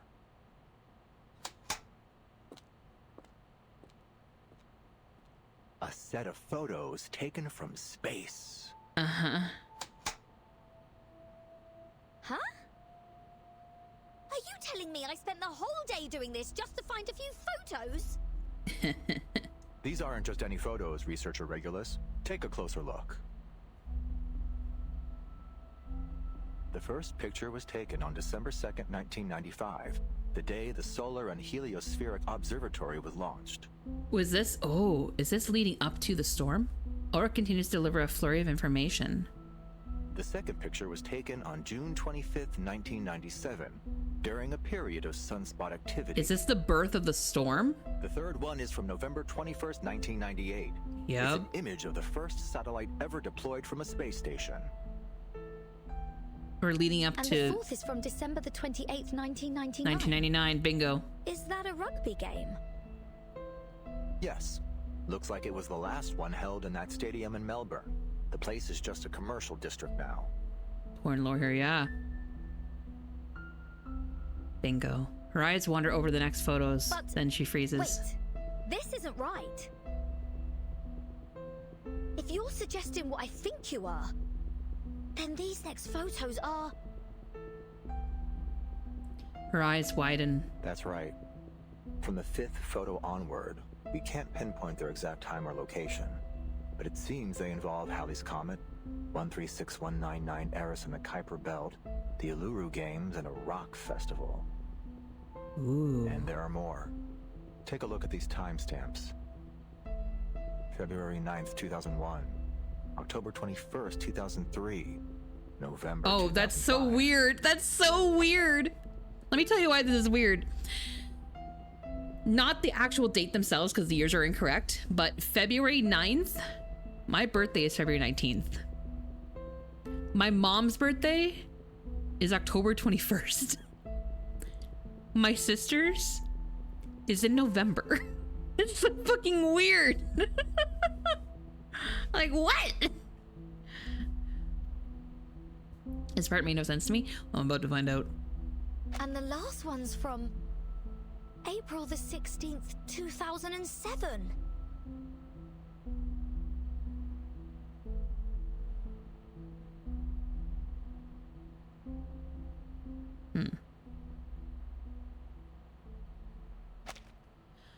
I just want to spitball a little bit here for a second. I just want to like spitball while this ad is running for the non-subbies. Question. So, didn't know Lynn is part of the reverse world. Wait, what? A little bit, yeah. And even more so when the 2.0 comes out. Oh, 99 woo or something. I mean, yes, but we've already been to a post 2000s world when we met 37. It was what, 2007? I think it was then. Like, we've been there. Verdun has been there. I guess maybe for the rest of the world, like the rest of Laplace and stuff, that would be interesting, because for them, I don't think they have. I don't think they found the island. I could be wrong, but I don't think. But that being said, it wasn't actually 2007. Fuck the lore in this game and the timey-wimey Jeremy Bearimy bullshit. Anyway. Was it not? I thought it was 2007, but because they get knocked around with the storm so much, they had no way of... anyway, okay. Okay. So that was the island time because of their mist bullshit they have going on. Is that right? Because didn't that island also have like a mist thing happening? Or they couldn't be seen by the storm, or fuck? Immune, so it's 2007. Right, so that's what I'm saying. Yeah. That's what I'm saying. So... if we're treating the unaltered, and by unaltered I mean no storm, timeline, 2007. So 2007 does exist. It's just no one else had been there yet. So we've been there with Verdun. We've seen it. It does exist. Nina in 2007. Right? That's what I'm saying. Okay, thank you. That's where I'm kind of getting to. Yeah. Thanks, Emmy. But also welcome in.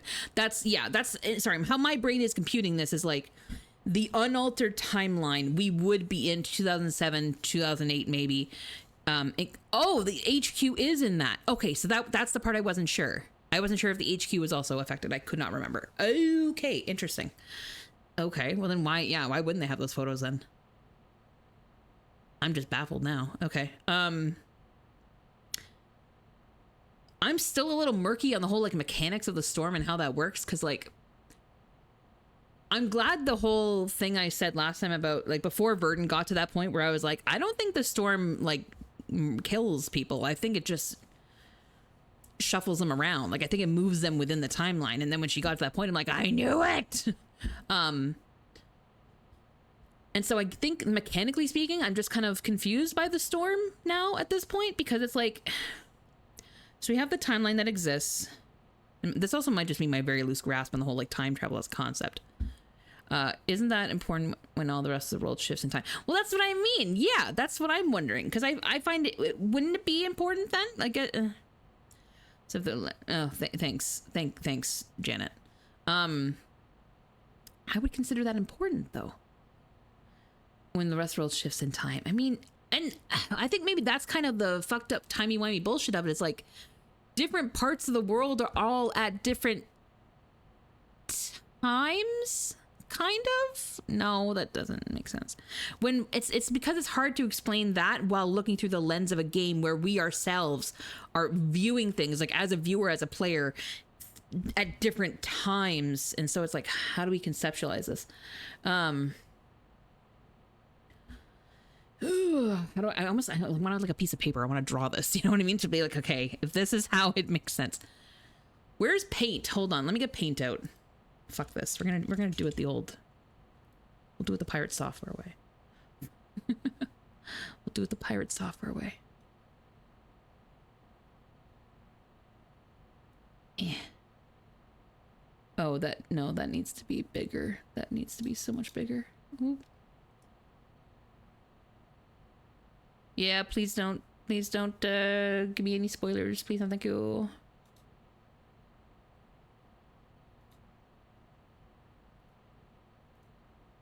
If there are any, if maritime, if you can delete, please. Can I, 1 second. I'm trying to make this canvas bigger. Can I make this canvas bigger? Hello?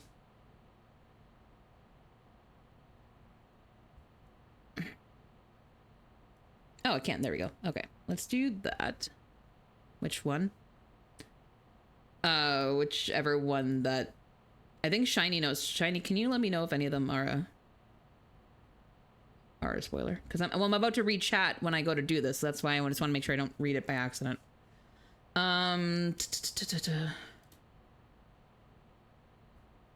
Browser, window capture.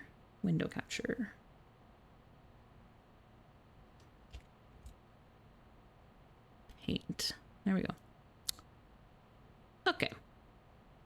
I don't know if this is gonna work, but we're gonna try it. Okay. So let me just pop this here. Okay, so we have like, let me put it in the center. We got 1999, right? I'm so bad at writing, I'm sorry. 1999. We've got, which is when the storm hits for the first time. We have post storm, which exists, but this part of the timeline only exists for areas that are immune, which we know is like that one. Oh wow, I'm sorry, this is not translating properly, is it? Holy fuck, that's annoying. Okay, let me try something else. Huh? What the hell is that? Browser?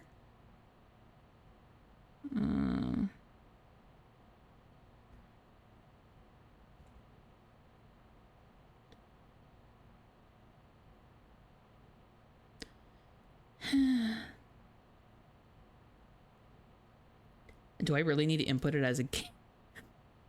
All right, fuck it. I guess it's going in as a game.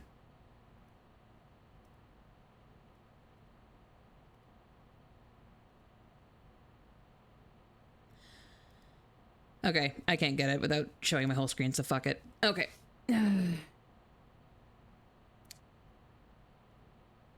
Fuck it at this point. Hey,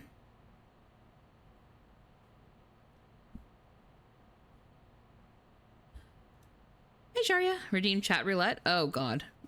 We're already dissecting time travel right now, Sharia. What do you mean?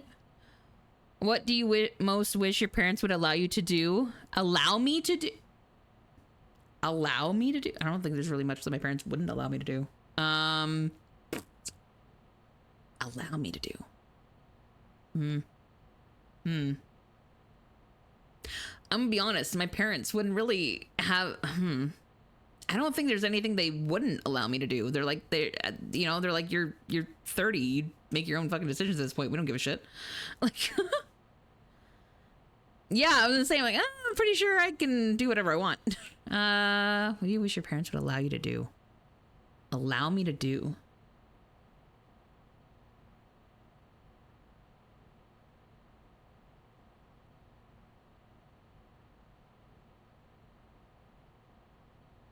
You know what? I got one thing. I wish my parent would allow me to pay the bill for dinner one time without doing the whole Canadian back and forth. They'll let me do it eventually, but we have to do the song and dance of, no, I got her. I'll do the tip. It's like a negotiation. That is what I wish my parents would let me do.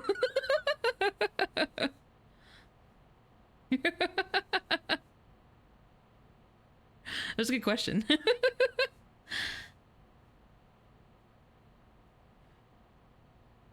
With that too, right? It's like, just let me fucking pay it. I don't need the song and dance. We all know we're gonna get there in the end. Just stop. It's funny because I know it's purely out of like ritual too, because I know my mom is totally fine with me paying the bill when we go for soup. I know that. Why are you fighting me on it? Just let me pay. Yep. Good question. That's a good question. Let me catch up. Oh, you could assume upon seeing the pose, just know this. What? It might be okay. It's something. Oh, is this the potential? Okay. But did they say it yet? You know what? I want to scroll up after the scene. If it's in the scene, I'll scroll up after the screen. Looks out the endless blue of the sky outside. Okay. This proves one thing. Before all our struggles to study and control the effects of the storm, right? This pioneer crossed the storm unscathed and sent us these images. That's a good point. Storm, that heavy topic. Once again, it rears its ugly head, mocking anyone who dares to make sense of its absurdity.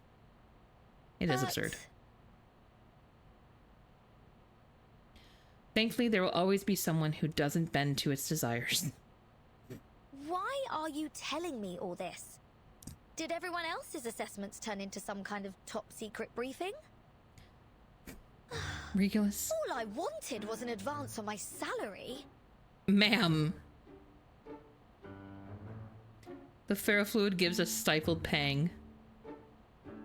Just for once, could you see the bigger picture here? We've been knocking his own presented head. with an amazing opportunity.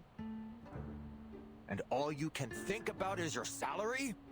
I love this man. I guess not. Whatever he is.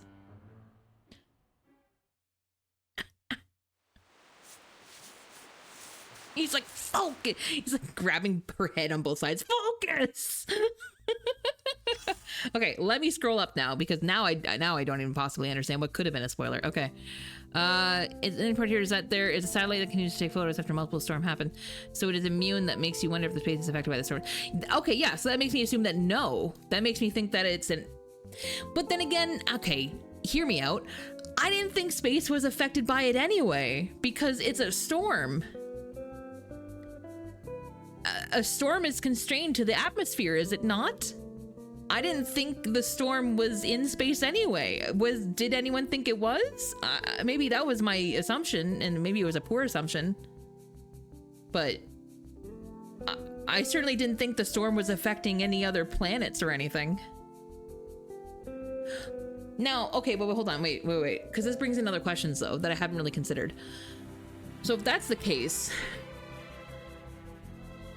only if we're looking at, I can't do that. No, we're gonna get into like science and space and shit. No, forget it. I'm not fucking asking that question. I'm not doing that. It's one of those things where, you know what? I'll just wait and find out. I don't want to try and decipher it right now. It is a Monday. I am not putting my noggin through that. It's 9 o'clock at night. No. It just proved the storm is localized. I guess maybe that's my thing, is I didn't think that it wasn't. I just assumed it was. And so getting confirmation per se, I was like, oh, was it not? No, just need to wait and find out. Well, it's more than that. It's also just like, because you know the whole space and how the universe is expanding, and therefore like the stars we see are actually older than, when you start getting into all that bullshit, and then you also time in the fact that parts of the earth are being time traveled. It's like, I'm not doing that today. It's not. Hard pass. At the Crater Music Festival, the crowd moves in rhythm to the chorus of Night Revelry. What's this on the ground? Hey, look what I found. What does that fucking mean? Oh, as long as we don't have the don't you put it in your mouth talk, then we're good. Sorry, I've got that side pain happening again, even though I've been taking my magnesium. I've been a good bean. Why is it hurting? Dust in here. What, are we inside some kind of vacuum? Is that why you always wear that fish tank on your head? That's rude. Familiar with Regulus's quirks, Ulrich opts for the most efficient form of communication. None. What's got you so quiet? I love him so much. Pulling the strong and silent act now. Here we are.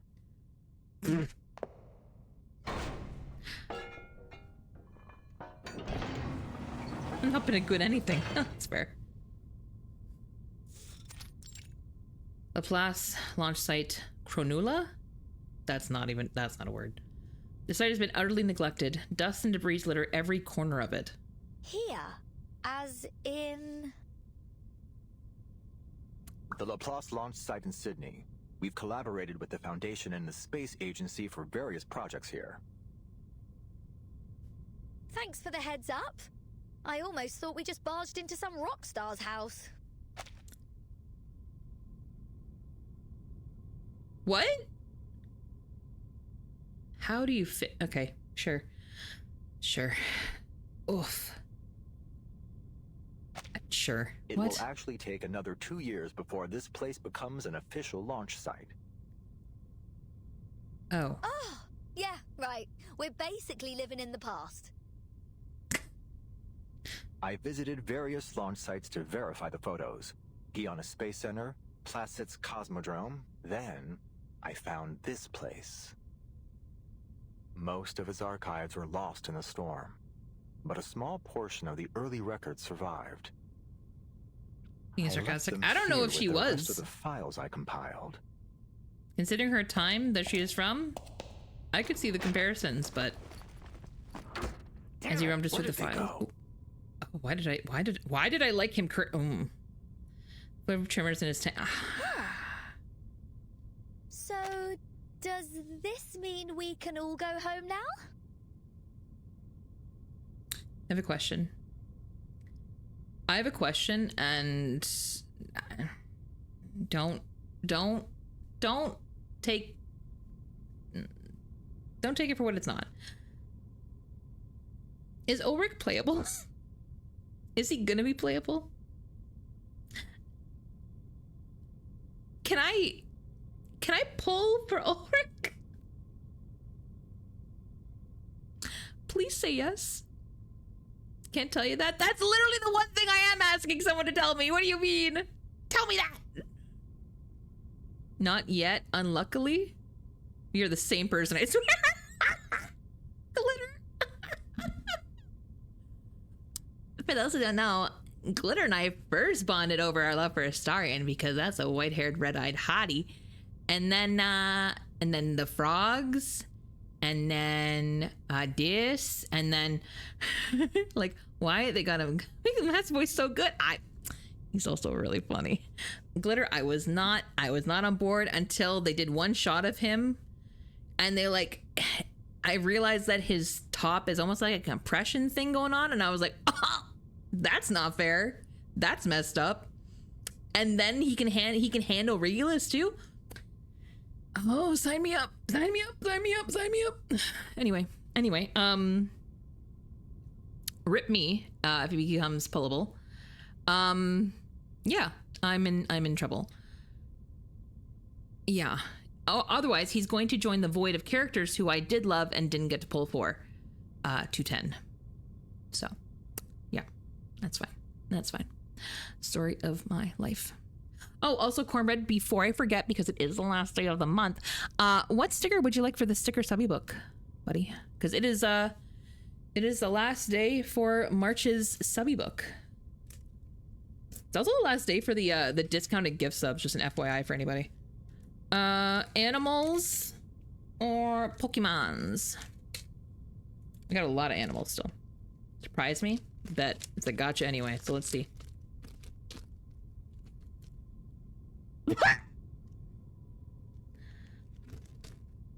Yeah, that happened.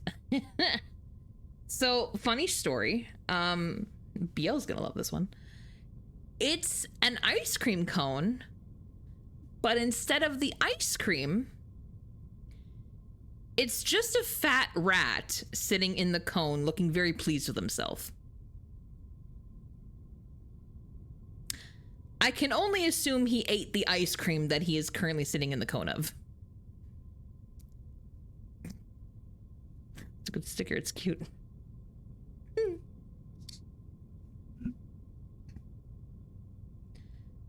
Oh no, my pen is dead. Average cornbread. Oh fuck. I wrote off the side of the sticker. Yeah. Yeah. There we go. Oof. Ow. Yeah, some of the animal ones are really good. All right, I like how he has an X on his face when he says that. Don't touch anything. I need to find those files. Oh, I don't like how he said that. Fine. And by don't like, I mean I liked it too much. A winner's cornbread. Yeah. Makes his exit. Regular scans the room, a glint glowing behind her eyes. I guess for the new friends here who don't know. Amazing. If anybody subs to me during the month, what they get is I keep track of my subs by putting, I label them stickers in this notebook. And then at the end of the month, I'll upload the pictures for that month of the book.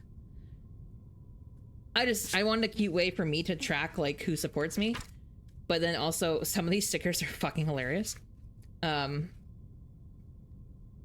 Wait, no.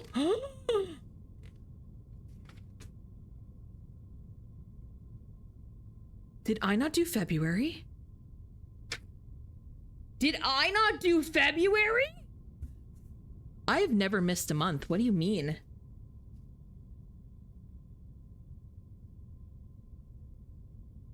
Well, I gotta go back and do that. That's what we're doing tomorrow before Baldur's Gate. Oh no, I'll just pull the list tomorrow and I will just do it manually. I'm more disappointed in myself because that's, wow, I've never missed a month. Wow. Wow. Anyway, that's fine. I'll fix it. It just means it's gonna be random stickers, but that means there's gonna be a double dose of postings in the Discord tomorrow. So sorry in advance. No, some of these stickers are really good. I actually need to get more. So if anybody has like suggestions or requests for stickers, let me know because I do need to stock up on new ones for the subby book. Some of them are adorable and some of them are so cute. But yeah, I do need new ones because I'm all out of Genshin. I'm in the last little bit of Pokemon, I think. Yeah, and then yeah, that's all I have left. And then I have my own, but like I don't really use them for that. I like have mine for my shop, but I don't use them for that. They're also really big, so I definitely don't put them in the book because they're too massive. But yeah, so I need new ones. Maybe I'll find some anime ones. Can I? Ooh, yeah. If you guys know of some good anime stickers you'd like, let me know. I know I'm gonna probably grab some Apothecary. That's probably something that's gonna happen. Maybe some solo. Ooh, imagine I can find some sparkly solo leveling. By sparkling, I mean like because you know the whole color thing with the eyes when he goes all when he goes all Chad. That could be interesting. Anyway, sorry, we're getting distracted. Military base. Mysterious photos. This is going to be juicy. No chance Ulrich is stopping this rockin' pirate from going after treasure. I mean, very, very important files. Sorry, one last thing. If anyone has any recommendations for artists that make stickers as well, let me know because I would like to buy directly from the artists rather than Amazon again because there was way too much stolen art in those sticker packs. Oh my fucking god. Thanks, Amazon. Fuck you. The hunt is on. Ha-ha! Let's start with what's on this table.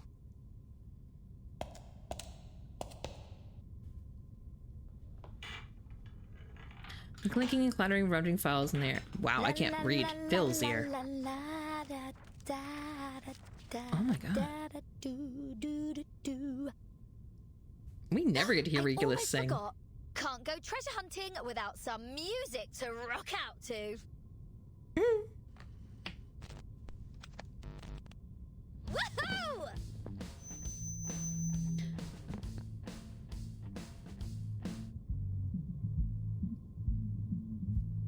The vibrations reach Ulrich, causing the Pharaoh what? Even the desk is trembling. Damn it! I forgot to tell her to keep quiet. Oh shit. The screech of a bird pierces through the pumping music. What's happening? Is this an earthquake? A few agile black shadows leap around the upper parts of the observation deck. A tremors free a note pinned to the wall, and it flutters down to the ground. The handwriting is all too familiar. Investigators report multiple Tripodero attacks on humans have occurred in the area. They seem to regard this abandoned facility as their territory, attacking any intruders. Remember, oh, crap. I was reading that. Note I wrote last time I was here. It was not. That's funny. The ferrofluid ripples violently. Oof. Regulus, turn off that speaker now. Whatever you say, sir. I mean, yeah.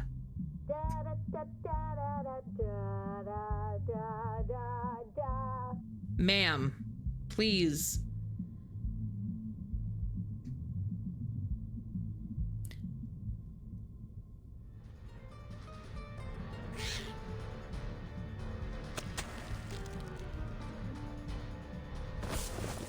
A glob of dark green sludge shoots down from above. Ulrich darts aside, narrowly avoiding the attack. For fuck's sake! I knew I should have upgraded my memo module! He looks into the observation deck. There's Regulus, gleefully twisting to the music. Calm down, Ulrich. You're a leader. It's part of your job to clean up after your team. You're a leader! He looks over the priceless equipment around him and sighs before ducking through the emergency exit. I love him so much. Oh.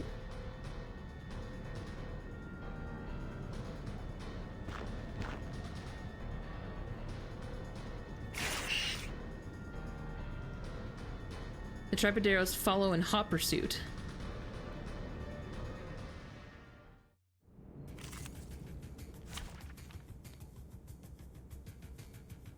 No recommendation? That's interesting. Okay.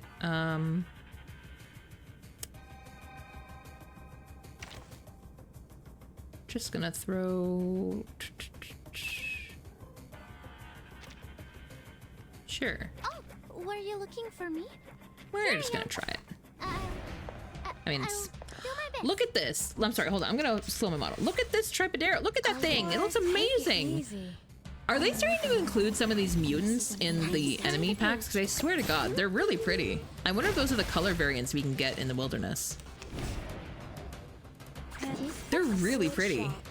My child, here's something fun for you. Pride goes before the fall.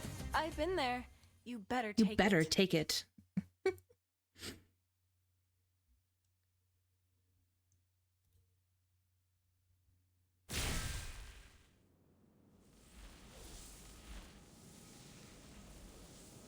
Ulrich sends a current through the electronic components around him, creating a cacophony of sounds that sends the Tripoderos scattering.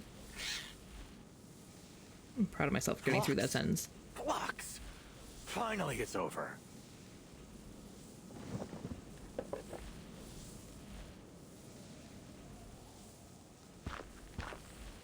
Then he climbs back through the window. He's visibly drained.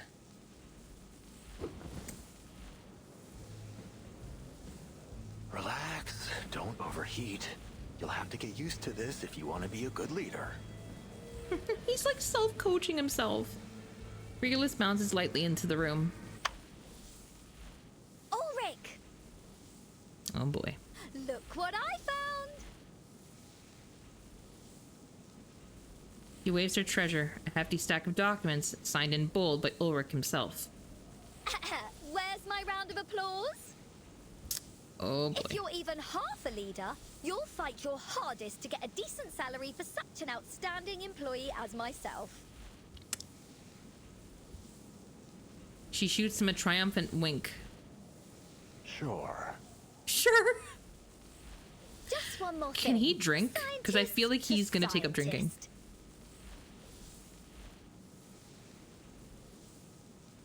Regulus gestures toward the still sparking machines beside Ulrich. You made some pretty cool electronic music in that battle. Didn't know you had it in you. Oh boy. Uh-huh. Ulrich lets out a deep sigh, deciding to avoid any further arguments with his team member. Here are all the files related to the satellite. Look them over, Regulus. Oh boy. We have to go through all this right now. Isn't that the Why? entire point Is you're there here? some even more juicy stuff in them?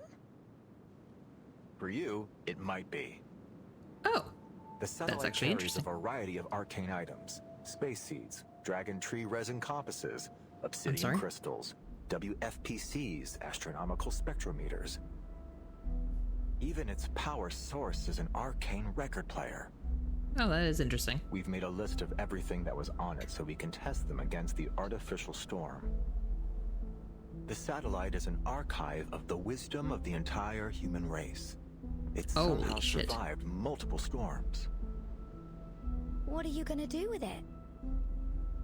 Sadly, a lack of maintenance caused it to plummet to the Earth. It crashed in your time, 1966. Wait. Regulus's sunglasses slide off her face, but she doesn't even notice. She grabs the stack of documents and flips to the last page. The telescope officially crashed in 2007 in Alderborough, England. All on board instruments were destroyed. Recovery failed. Regulus's space telescope. Project report as The above. telescope project was named after a record that was on the satellite, which also happens to share your name. Regulus. Regulus holds her backpack tightly to her chest, its pockets full of treasures. She flips through a series of records, her hands trembling. Finally, she finds the treasure she is looking for, a record identical to the one depicted in the documents. It's from 1966 Aldborough Crater Music Festival, an accident from the past, and her all-time favorite. My little thing. It was the record on the satellite. The apples. Yes, that's the one. Wow, you've kept it in great shape. Oh, this is interesting. So, this is the key to braving the storm. It might be, among several other options. I get it. That's why you wanted me on the storm research team. Not just that. I've read the Appear on Island reports. You demonstrated some serious talent with the series puzzle in that cave. And you've faced more storms than the majority of the Laplace staff. That's true. She has been there for We're not most of them. working together for a couple of research papers. This is about the survival of everything on Earth. We need all the help we can get, including yours.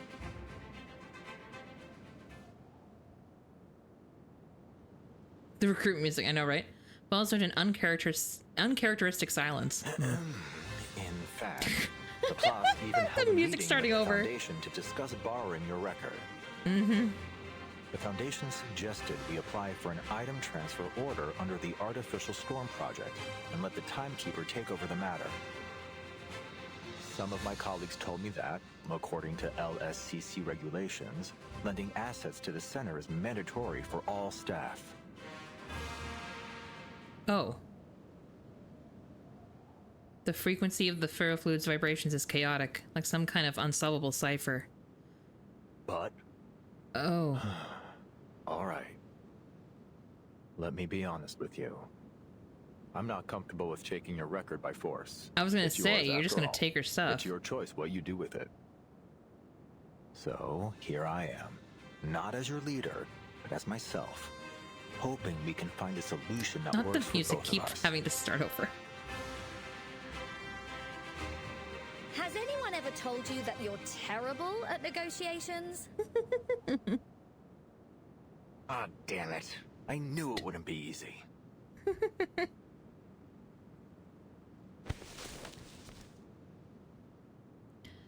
He really knocks his tank with his fist. He's so... Damn it. Ferrofluid ripples into a subtle arc. Go ahead, Mr. Ulrich. Take it. Really? Before I change my mind.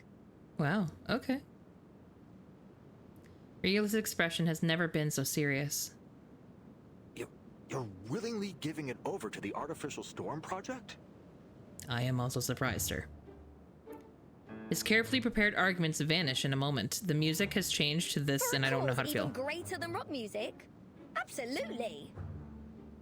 Mm-hmm. But just to be clear, I'm only lending it to Laplace. You have to give it back when you're done. Okay. It's the only copy in the world and the future centerpiece of the Regulus Museum. Oh. Thank you, Researcher Regulus. Thank you so much. I was gearing up for a much tougher talk. I even applied for additional funding and a month's leave to offer you as leverage.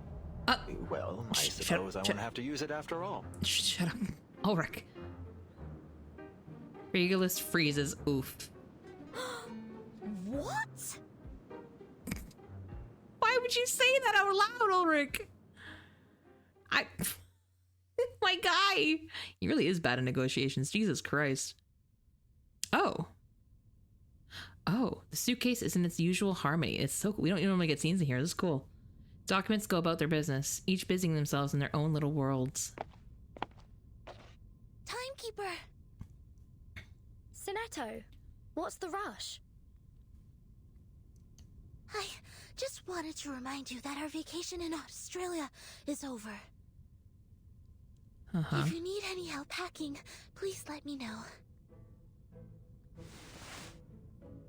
She wipes the sweat from her forehead. Then she remembers something. Oh, and I have something for you. I'm just not a diplomat, clearly. She hands her a colorful piece of paper. Huh? Regulus asked me to pass these out. She won them at a sail-away party. She said they're highly valuable, the finest choice for any collection, if I recall correctly. Looks She like can talk up anything. Mm-hmm. I've already inspected them. They're just advertisements with a handwritten signature in the corner, and some completely over-the-top promises. Regulus told me it's a trick that advertisers use. They use fancy words to catch people's eyes and make it seem more grand.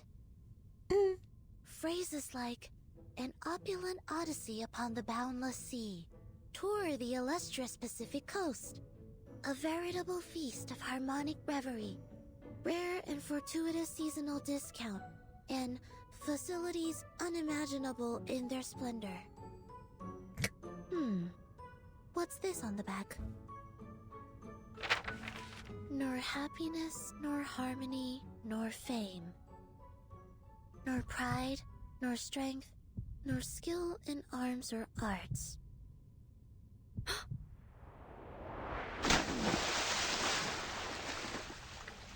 Those familiar words hit like a tidal wave.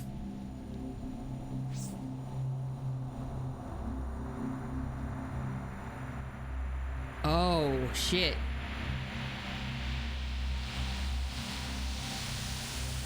Oh, I remember. Before a cruel whip, man who man would be must rule the empire of himself. In it, must be supreme, establishing his throne. On vanquished will, quelling the challenges of hopes and fears. Being himself alone.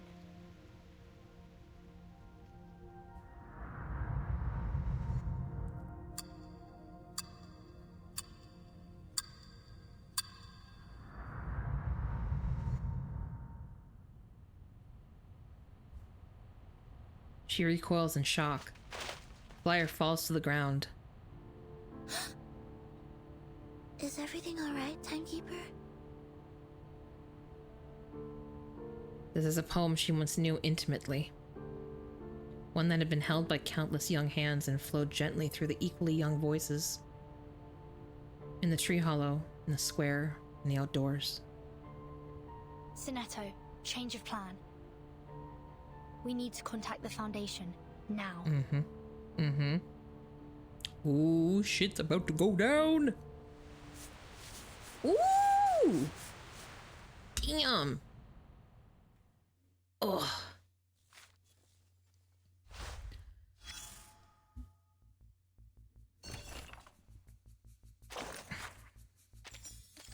Okay, that was 4. One more. I will do one more for the night. That'll get us to 5, and then it is time to call it. The day we set sail, when all flows converge at sea. Okay.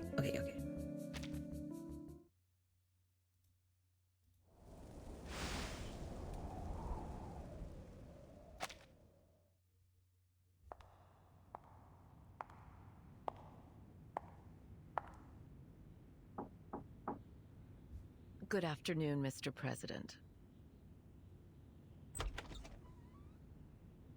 Ugh, this bitch. May the peace be with us. May the peace be with us, my friend.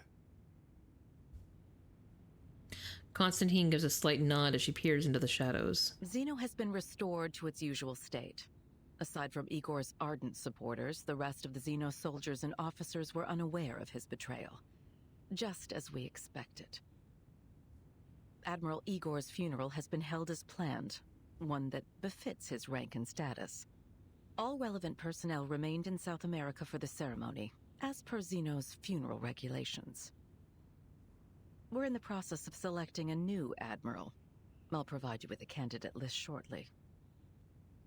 Additionally, we've dispatched an investigative team to Tierra del Fuego to search for Igor. Very well. What about the girl?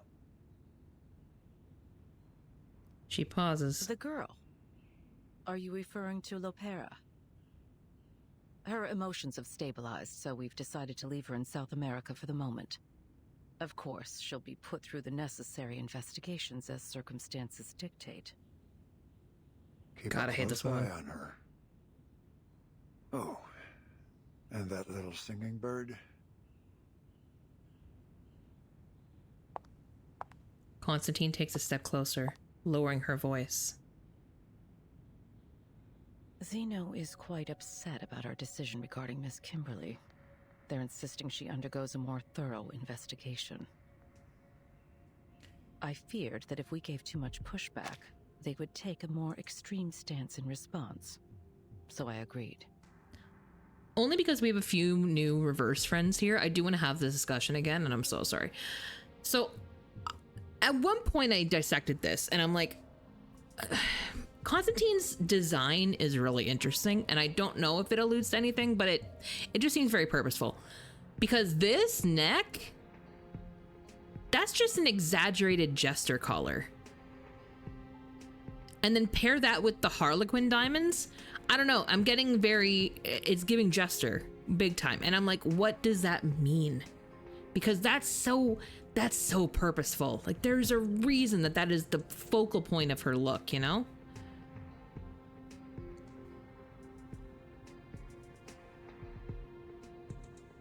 And it's just interesting.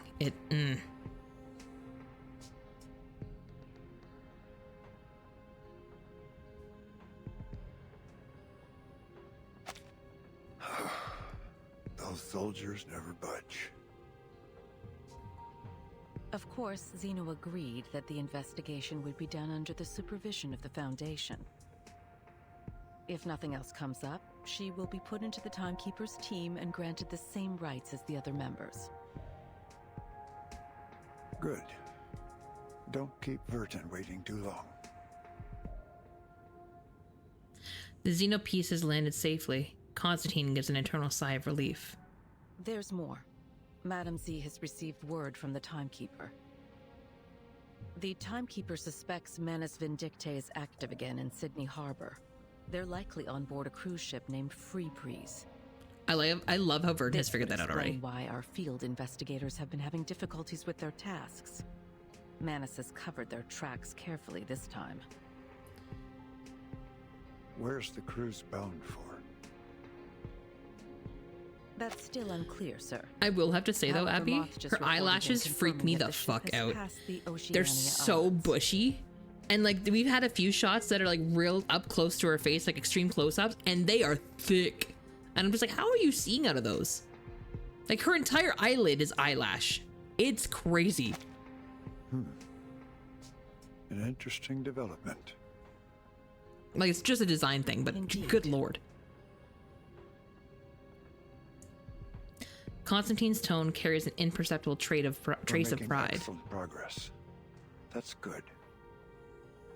Assign a new mission to Verdun. You mean to send them on that cruise? We can't keep her under our wing forever. Understood. Conference room falls silent once more. Amid the layered marble pillars, a flash of white flits past the window. White dove lands on the president's hand and gently pecks at his palm. What brings you all the way over here, old friend? He lowers his head, allowing the bird to nuzzle his fingertips. Oh.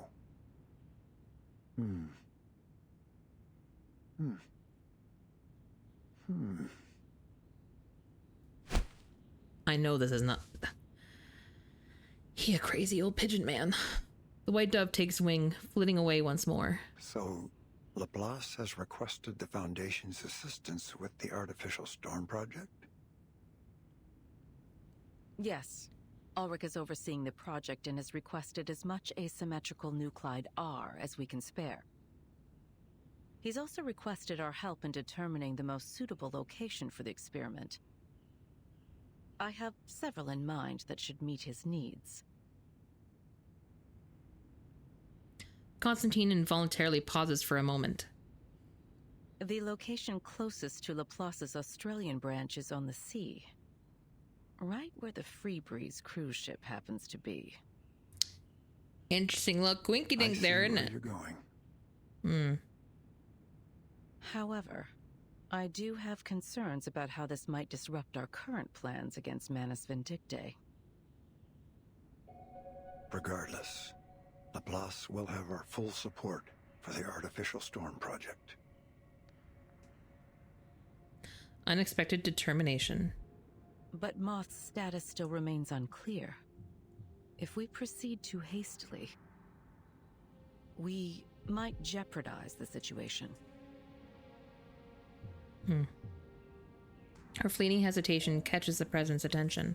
I thought you'd have foreseen something like this. A few pieces must be sacrificed if you're to win the game. Oh, she's very familiar with that concept. Better than anyone. Don't you? Yeah, it's not so fun when you're not making the decision, huh? House's decision. Oh, God. She murdered children, Abby. In case you're wondering. Oh, not directly, but she definitely organized I'll it. inform the timekeeper and Ulrich of their missions. Thank you. I look forward to their meeting. Because they needed to teach Verdun a lesson. She was playing against like a 12-year-old. I don't know how old Verdun was at the time, but she was playing against a child, and that's how she won. We meet again, timekeeper. Oh, I can't wait to see this dynamic. I've heard good things about your work with Regulus. Frankly, I was surprised by how selfless, passionate, and forward-looking she is. I'm truly grateful to have someone like her on my team. She drove you nuts, but I love that you saw through it. Aw. The ferrofluid is remarkably stable. Clearly, this is a sincere statement. She's like, what did you do? The situation on the Freebreeze is still unclear. We don't know how many Manus Vindictae followers might be on board. Our plan is to board the cruise as ordinary passengers. Regulus said she's made acquaintance with a crew member and has made sure to alter our profiles so we don't attract any unwanted attention. That's good to hear.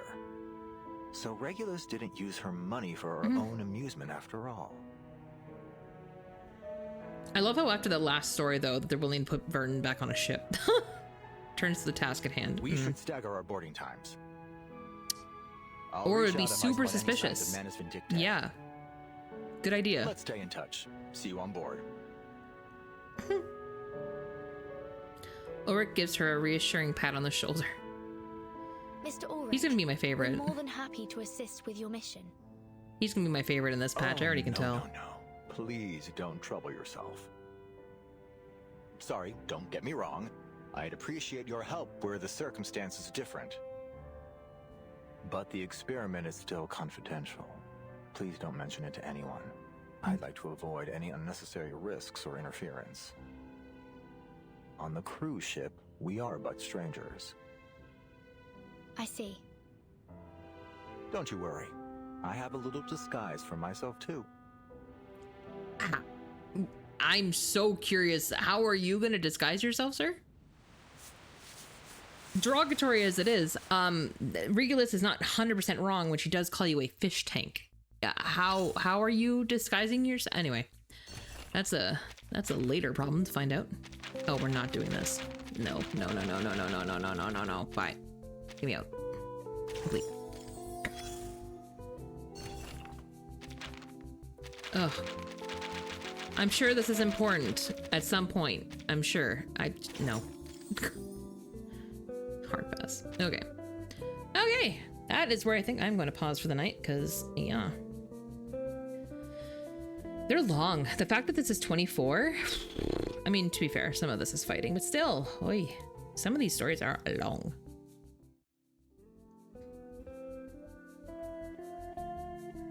Alrighty, let's take a little peep and see who's still online of our friendos. I know a couple people canceled tonight, so our usual haunts are not here, so let's see.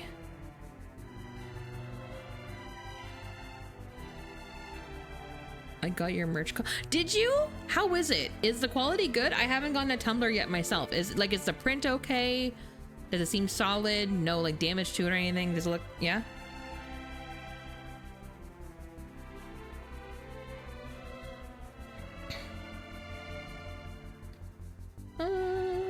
Where?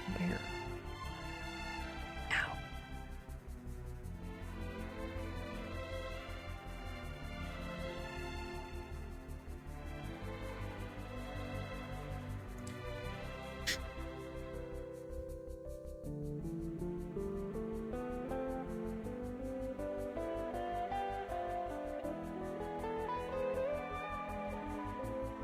We are gonna go say hey to Pandagiri again. I believe we saw Panda last week for Fields of Mystria, which they are also playing again tonight. Let me be so honest there. We are definitely gonna do that, but thank you for the wrap-up command. Thank you. Let me find them here. Here we go. This one.